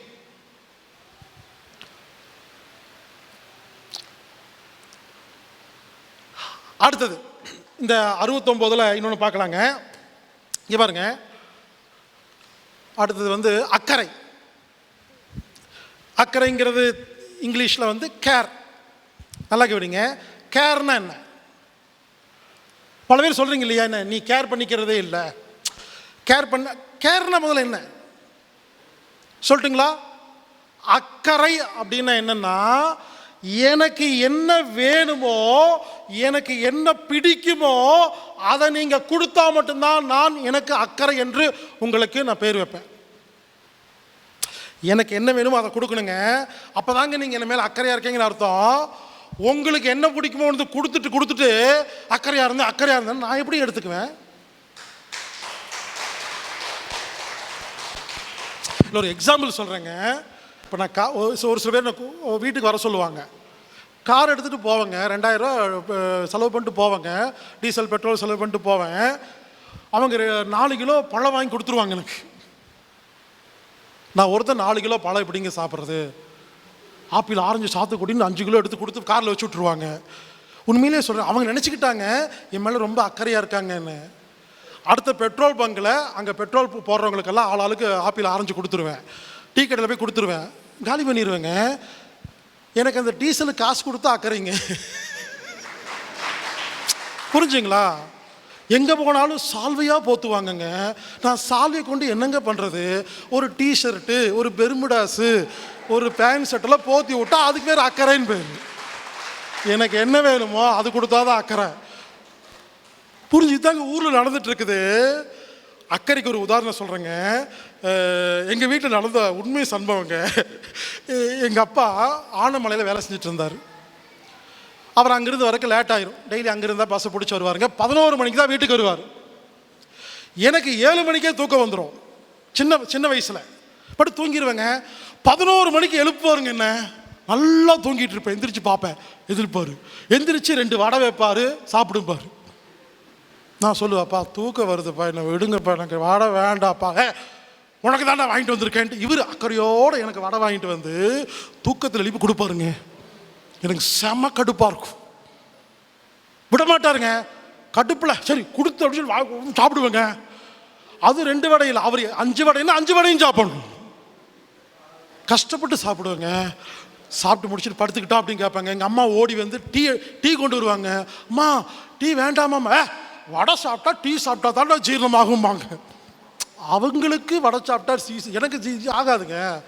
அப்புறம் எங்கள் அம்மா அம்மாவுக்கு இவ்வளோ பெரிய கப்பில் டீ உடனே கடுப்பாக எடுத்து குடிப்பேன். எங்கள் அப்பா சந்தோஷமாக தூங்கிடுவார் பையனுக்கு வடை கொடுத்த சந்தோஷத்தில். எங்கள் அம்மா டீ கொடுத்த தூங்கிடுவாங்க. நான் மட்டும் நைட்டு ஃபுல்லாக அப்படி பேக்கு முடிச்சுட்டு இருப்பேன். தூக்கமே வராது. தூங்கிட்டு இருந்தவனை எழுப்பி வடையும் டீயும் கொடுக்க போகிறது அக்கறையா? இதைத்தான் பல வீட்டில் பண்ணி கொண்டிருக்கிறீர்கள். உங்கள் பொண்டாட்டிக்கு தேவை 1 முழம் பூவு, அதை வாங்கி கொடுக்காம சொத்தெல்லாம் வேறு தான் எழுதி வச்சிருக்கிறேன். அதை எடுத்து விற்கவா முடியும்? விற்க விட்டுருவியா நீ? ஒரு மனைவி கேட்பாங்க, ஐ லவ் யூ சொல்ல மாட்டாங்க சில பேருங்க. ஒரே ஒரு ஐ லவ் யூ சொன்னால் சந்தோஷமா. இப்படி ஒரு ஹஸ்பண்டு அவருக்கு ஒரு சின்ன எதிர்பார்ப்பு இருக்குங்க, மனைவி செய்யவே மாட்டாங்க. இப்படி எல்லாருமே அவங்களுக்கு என்ன வேணுமோ கொடுக்காம உங்களுக்கு என்ன முடியுமோ கொடுத்து டார்ச்சர் பண்ணுறீங்க. அக்கறை என்றால் என்ன தெரியுமா? எனக்கு என்ன வேணுங்கிறது அக்கறைங்க. அதாவது வெளியே கிளம்பும் போது எங்க மழை வர மாதிரி இருக்குது, கொடை எடுத்துகிட்டு போங்கன்னு கொடுத்தா அக்கறைன்னு அர்த்தங்க. அவங்களுக்கு என்ன வேணும் என்ன யோசிக்கணுங்க, அதாங்க அக்கறைங்க. இங்கே பாருங்க, எனக்கு இயல்பாகவே இருக்குது. நான் கற்றுக்கலிங்க. நான் சின்ன வயசுலேருந்து அப்படி இருக்கிறனால எனக்கு அதை புரிய வைக்க முடியுது. ஏன்னா பல பேர்த்துக்கிட்ட இல்லைங்கிறது எனக்கு தெரியுங்கிறேங்க. இப்போ என்ன பிரச்சனைனா, நிறைய நல்ல குணம் இருந்தால் என்ன தெரியுமா பிரச்சனை? நம்ம யாரு கூடயுமே செட் ஆக மாட்டோம். ஒரு விஷயம் சொல்லிட்டா நல்லா கவனிங்க. நல்ல குணம் 100 இருக்குன்னு வச்சுக்கோங்களேன். நல்ல குணம் 100 இருக்குன்னு வச்சுக்கோங்களேன். உங்ககிட்ட 85 இருக்கு. நல்லா கவனிங்க. நல்ல குணம் மொத்தம் 100 இருக்கு, உங்ககிட்ட 85 இருக்கு. என்னங்க தெரியுமா? ரோட்டில் எல்லாத்தையும் பார்ப்பீங்களா, சொந்தக்காரங்க தெரிஞ்சவங்க வீட்டுக்கு, இவங்க கிட்ட 5 இருக்கும், 7 இருக்கும், 3 இருக்கும். எப்படி செட் ஆகும்? புரிஞ்சுங்களா? நம்மை விட நல்ல குணம் கம்மியாக இருக்கிற யார்கிட்ட போனாலும் நமக்கு தான் டிஸ்டர்பன்ஸ். ஆனால் அவங்களுக்கு அவங்களை ரொம்ப பிடிக்கும். அங்கே தான் முக்கியமான விஷயம். நமக்கு நல்ல குணம் அதிகமாக இருந்தால் மற்றவங்களுக்கெல்லாம் நம்மளை ரொம்ப பிடிக்குங்க, நமக்கு தான் அவங்கள பிடிக்காது. அவங்க நம்ம கூட வாழ ஆசைப்படுவாங்க. நீங்கள் இருந்தால் ரொம்ப சந்தோஷமாக இருக்குது, நம்ம உங்கள் கூட நம்ம மைண்டில் சொல்லிக்குவோம், உங்கள் கூட நல்லா வேலை நினச்சிக்குவோம். அதுக்கு சொல்லுவாங்க நல்லா இருக்கும்பாங்க. அவங்க நம்மளை சேர்த்திக்குவாங்கங்க. புரிஞ்சுங்களா? அப்போ நமக்கு யார் தெரியுமா பிடிக்கும்? நாம் 85 நல்ல குணம் இருந்தால் 88 இருக்கிற பார்த்தா பிடிக்கும் நமக்கு. அவர் நல்லவருங்க. புரிஞ்சுங்களா? அப்போ அதிக நல்ல குணம் இருக்க உங்களுக்கு யாரையுமே பிடிக்காது, யாரு கூடயும் செட் ஆகாது, ரொம்ப ஃப்ரெண்ட்ஷிப் கம்மியாக இருக்கும். நீங்கள் உடனே என்ன தெரியுமா சொல்லுவீங்க? நம்ம தான் பிரச்சனையோ நினைப்பீங்க. கிடையாது. காலத்துக்கு விட்டுங்க, நம்ம நல்லா தான் இருக்கிறோம்.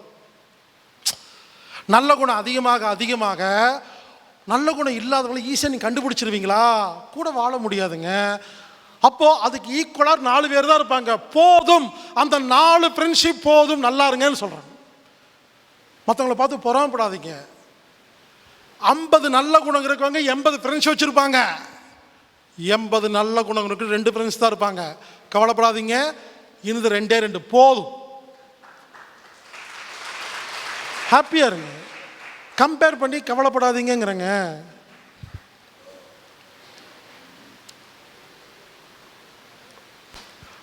அக்கறை என்பது அடுத்தவங்களுக்கு என்ன வேணும், என்ன பிடிக்கும்னு சொல்லி கரெக்டாக நீங்கள் பண்ணீங்கன்னா அதற்கு பேர் அக்கறை. இதை யாருமே செய்கிறது இல்லைங்க.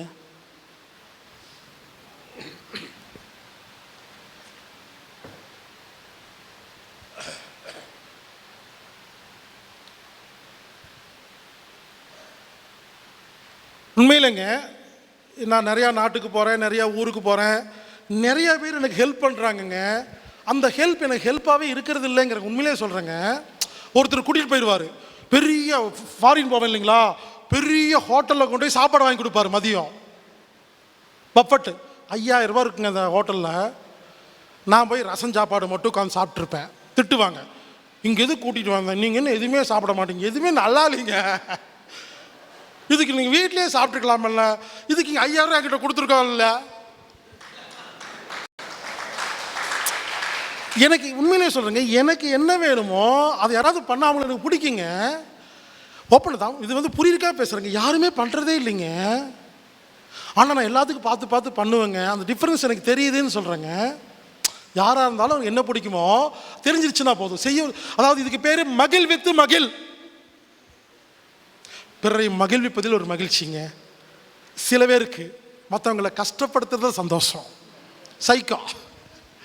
நம்மெல்லாம் மற்றவங்களுக்கு சந்தோஷப்பட்டால் சந்தோஷப்படுவோம். சில பேர் ஏன் தெரியுமா கெட்ட காரியம் பண்ணுறாங்க, அதை செஞ்சால் தான் இன்றைக்கி தூக்கமே வரும். நீங்கள் நான் சும்மா சொல்லுங்க, அவங்க நினைச்சாலும் திருந்த முடியலைங்க. அவங்க டிசைனே அப்படிதாங்க. அது இறைவன்கிட்ட தான் நம்ம முறையிடணும். அவங்க நினைச்சாலும் திருந்த முடியலைங்க. அவங்க யாரையாவது நாசம் பண்ணாதான் இன்னைக்கு தூக்கமே வருதாமா.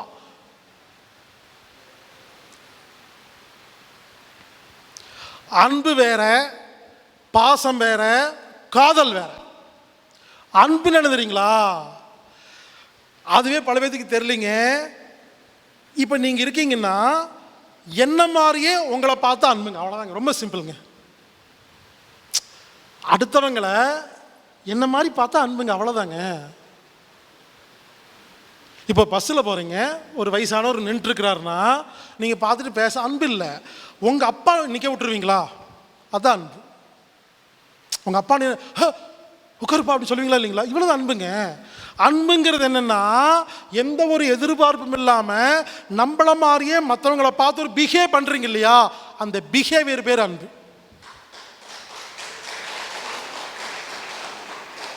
பாசம் பாசம் வேற, அன்பு வேற.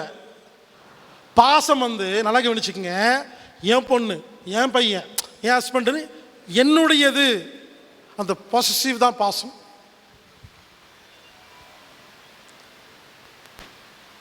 பாசம் கண்மூடித்தனமாக இருக்குங்க. அன்பு கொஞ்சம் ஓவராக கொடுக்கும், அதான் பாசம். ஓவர் அன்பை கொடுத்துட்டு அதாவது என் பையன் அப்படி தான் பண்ணுவேன், என் பொண்ணு, எங்கள் அப்பா என்னோட அப்படின்னு நினைக்கும் பொழுது ஓவர் அன்பு வருது இல்லைங்களா, அதுக்கு பேர் பாசம். காதல் அப்படிங்கிறது என்னன்னா பொசிஷனஸ், என்னோடது. புரிஞ்சுக்குங்க, என் பையங்கிறது வேற, என் பொண்டாட்டிங்கிறது வேற. நீங்கள் எனக்கு மட்டும்தான் அப்படிங்கும்போது காதல். ஸோ காதல் வேற, அன்பு வேற, பாசம் வேறங்க. எதுக்கு சொல்ல வரேன்னா, பல பேர் இது புரியாதனால ஒருவர் அன்பு செலுத்துவதை காதல் என்று நினைத்து பல வருடமாக சண்டை பிடிச்சிட்டு இருக்கீங்க அவங்ககிட்ட. என்னை கல்யாணம் பண்ணிக்கோ, கல்யாணம் பண்ணிக்கோன்னு. அவர் அன்பு செலுத்தியிருக்காரு, நீங்கள் காதல்னு எதிர்பார்த்துருக்கீங்க. சில பேர் காதல் செஞ்சுருப்பாங்க, நீங்கள் அன்புன்னு விட்டுட்டு போயிருப்பீங்க. அன்பு வேற, காதல் வேற, பாசம் வேற. இதுக்கு மூணுக்கு வித்தியாசம் தெரிஞ்சா ரொம்ப ஈஸிங்க. ரொம்ப சிம்பிளா சொல்லிட்டா, உங்க மாமியார் அதாவது ஒரு பெண்ணை சொல்றேன், உங்க மாமியார் உங்கள் மீது காட்டுவது அன்பு, அவங்க பொண்ணு மீது காட்டுவது பாசம். நீங்க இது புரியாம பொண்ணுக்கு மட்டும் அப்படி பண்றீங்க அப்படின்னா அப்படிதான் பண்ணுவாங்க, அதான் பாசம். டிஃபரன்ஸ் புரிஞ்சுக்கிட்டு நம்மளுடைய லிமிட் இவ்வளோதான், அந்த லிமிட் தெரிஞ்சால் உங்களுக்கு சண்டை வராதுங்க. பாசம் இருந்தால் அதிகமாக இருக்குங்க, அன்பு இருந்தால் லிமிட்டாக இருக்குங்க, எக்ஸ்பெக்டேஷன் இருக்காதுங்க. இப்படி நிறைய வித்தியாசம் இருக்குங்க. இது எல்லாமே தெளிவாக எழுதியிருக்கிறேங்க. இந்த புக்கை படிங்களே, ரொம்ப பெரிய புக் இல்லைங்க, பாருங்கள், ரொம்ப சின்ன புக்கு தான். இன்றைக்கி நைட்டு 10 மணிக்கு உட்காந்தா 1 மணிக்கு முடிச்சிடலாம், ரொம்ப சின்ன புக்குங்க. ஆனால் இது எழுதுறதுக்காக எவ்வளோ அடிபட்டு வரீங்களா, அவ்வளோ அடிபட்டு சிக்காலப்பட்டு. உண்மையிலங்க, நான் பேசுகிறது எதுவுமே யாரோ எழுதி கொடுத்து பேசுகிறது இல்லைங்க. நான் பேசும்போது ஒவ்வொன்றும் வாழ்க்கையில் நடந்த விஷயத்தை நான் எப்படி சமாளித்தேன் அப்படிங்கிறதாங்க புக்கு வீடியோ. உறவுகளால் எனக்கு ஏற்பட்ட பிரச்சனை கொஞ்சம் நஞ்சமெல்லாம் இல்லைங்க, அதெல்லாம் ரொம்ப கஷ்டப்பட்டு அதெல்லாம் புரிஞ்சுக்கிட்டு இப்போது இந்த 69 உணர்வுகளை என்றைக்கு நான் புரிஞ்சுக்கிட்டேனோ அன்னையிலிருந்து நான் 24 hours ஹாப்பியாக இருக்கிறேங்க. எனக்கு எதிரிகளே கிடையாதுங்க, எல்லாரும் இருப்பாங்க. நான் தான் லிமிட் வச்சுக்குவேன். ஏன்னா நான் நோ சொல்லி பழகுவேன். நோ, நீங்கள் நோ சொல்லி பழகிறதே இல்லைங்க. ஒருத்தர் ஃபோன் பண்ணி காசு கேட்குறேன்னு வச்சுக்கங்களேன், உங்களுக்கு மைண்டில் நோன்னு சொல்லும், ஆனால் வாய் சொல்லாது. அது வரைக்கும் பிரச்சனை பண்ணிட்டு நான் தெரியுமா சொல்லுவேன், சாரி பணம் இருக்குது உங்களுக்கு தரமாட்டேன்னு ஓப்பனாக சொல்லுவேங்க. ஒரு சின்ன உதாரணம் சொல்கிறேங்க. ஒரு நண்பர் எனக்கு ஃபோன் பண்ணியிருந்தார் பல வருஷம் முன்னால். ஃபோன் பண்ணி எனக்கு ஒரு 10,000 ரூபா வேணும் கொடுங்கன்னு கேட்டார். நான் சொன்னேன், என்கிட்ட பணம் இருக்குது உங்களுக்கு தரமாட்டேன்னு சொன்னேங்க. ஏன்னு கேட்டார், விளக்க சொன்னேன். புரிஞ்சுக்குங்க, நீ இந்த மாதிரி இருக்கிறனால நான் தரமாட்டேன்னு சொன்னேன். அப்போது எனக்கு அவருக்கு பெரிய முரண்பாடெல்லாம் ஆகலைங்க. நீங்கள் ஓப்பனாக சொல்லி பழகுங்க, ஒன்றும் ஆகாதுங்க. பல பேர் உங்களுக்கு என்ன தோணுதோ வெளியே பேசவே மாட்டேங்கிறீங்க, அதுவே ஒரு டென்ஷன். நான் சொல்லிடுவேன், என்ன நடுவில் மானே தேனே போட்டு சொல்லுவேன், ஐயா தப்பாக எடுத்துக்காதீங்க, கோச்சிக்காதீங்க, நான் உங்களோட வயசு ரொம்ப கம்மியானவன் எல்லாம் சொல்லிவிட்டு உங்களை எனக்கு பிடிக்கிறீங்கன்னு சொல்லிட்டு வந்துடுவேன் நான். புரிஞ்சுக்கங்க, சொல்கிற விதம் இருக்குதுங்க. என்னை மன்னிச்சிருங்க, எனக்கு ஒன்று தோணுதுங்க, தப்பாக எடுத்துக்காதீங்க, உங்கள் கூட பழகிறது எனக்கு பிடிக்கலைங்க, நீங்கள் சரியில்லைங்க, நம்ம ஃப்ரெண்ட்ஷிப் கட் பண்ணி அப்படி ரொம்ப பணிவாக பொறுமையாக சொல்லிட்டு வெளியே வந்துடுவேங்கிறேங்க. நாளைக்கு ரோட்டில் பார்த்தா ஹாய், அவ்வளோதான், ஹாய். எதிரியே கிடையாதுங்க, சொல்லிட்டு பேசாமல் இருந்து முடிஞ்சு வச்சுக்கிறேங்க. நீங்கள் என்ன பண்ணுறீங்க, மனசுக்குள்ளேயே எல்லாம் வச்சு வச்சு ஒரு படத்தில் சொல்கிற மாதிரி, பெரியப்பா மனசுக்குள்ளே நிறையா இருக்குது பெரியப்பா, வெளியே சொல்லவே அது வெட்டிச்சு செதறது, அது வெதிச்சறது, சுகரு, பிபி, ஆஸ்துமா, தலைவலி, வயிற்று வலி போயிட்டு இருக்குது. எதுக்குங்க வம்பு, சொல்லிட்டு போயிடலாங்க.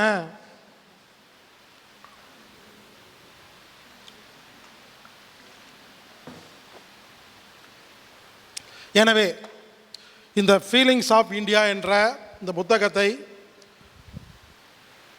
வேணும்னா என்னோடய ஆஃபீஸுக்கு ஃபோன் பண்ணிங்கன்னா கொரியர் மூலம் அனுப்புவாங்க. இந்த புத்தகத்தோட விலை வந்து 270 ரூபாங்க. ஒன்று ஆஃபீஸுக்கு ஃபோன் பண்ணுங்க, 270 ரூபா பணம் கட்டுங்க, வீட்டுக்கு கொரியர் வரும். இல்லைன்னா ஃப்ரீயாக வேணும்னா எனக்கு ஒரு இமெயில் பண்ணுங்கள், இந்த புத்தகத்தை பிடிஎஃப்பை ஃப்ரீயாக அனுப்புகிறேன். இந்த புத்தகம் இன்றைக்கி இப்போ ரீசெண்டாக தாங்க பிரிண்ட் போட்டிருக்கேன். பிரிண்ட் எழுதி ரொம்ப வருஷம் ஆச்சு. லட்சக்கணக்கான பேர் ஃப்ரீயாகவே அனுப்புவேன் பிடிஎஃப்பில். எல்லாம் படித்து முடிச்சுட்டாங்க. எல்லோரும் புக்காக இருந்தால் நல்லா இருக்குமேனு கேட்டனால ரீசெண்டாக தான் பிரிண்ட் போட்டிருக்கேங்க. இந்த புக்கு விற்கிறதுக்கு நான் வரலிங்க. இந்த புக்கு உங்களுக்கு வேணும்னா எனது இமெயில் ஐடி சொல்கிறேங்க. அதாவது இந்த புக்குக்காக இமெயில் ஐடிங்க appakulam@gmail.com. அப்பா APPA ஞாபகம் வச்சுருக்கிறதுக்காக சிம்பிளாக சொல்கிறேங்க. அப்பா குளம் APPA அப்பா KULAM அப்பா குளம் @gmail.comக்கு ஃபீலிங்ஸ் ஆஃப் இந்தியா புக்கு அனுப்புங்கன்னு சொன்னால் இந்த புத்தகத்துடைய PDF உங்களுக்கு மெயில் வந்துடும். நீங்கள் பிரிண்ட்டு போட்டு ஸ்பைரல் பெண்டிங் போட்டு வீட்டில் படிச்சுக்கலாம். இல்லை செல்ஃபோன்லேயே நீங்கள் அதை ஓப்பன் பண்ணி செல்ஃபோன்லேயே படிச்சுக்கலாம். பிரிண்ட்டு கூட போட வேண்டாங்க. அப்பா குளம் @gmail.comக்கு இமெயில் பண்ணால் இந்த புத்தகம் உங்களுக்கு இலவசமாக இமெயில் மூலம் வரும். தயவு செய்து முழுமையாக படியுங்கள். உங்கள் வாழ்க்கையே மாறிவிடும். உலகில் உள்ள எல்லா பிரச்சனைகளுக்கு காரணம் நமக்கு மற்ற நபரோடு பழக தெரியவில்லை என்பதை புரிந்து கொண்டால் இனி நாம் கண்டிப்பாக மகிழ்ச்சியாக வாழலாம். இந்த நேரத்தில் எனக்கு இந்த இடத்துல வாய்ப்பு கொடுத்த அனைத்து நல்லுள்ளங்களுக்கும், சங்கர் அவர்களுக்கும், நான் பேசுகிறதையும் இவ்வளோ நேரம் பொறுமையாக அமைதியாக கேட்டுட்டு இருந்த நல்லுள்ளங்களுக்கும் அனைவருக்கும் மனமார்ந்த வாழ்த்துக்கள். நன்றி. வாழ்க வளமுடன், வாழ்க வளமுடன், வாழ்க வளமுடன்.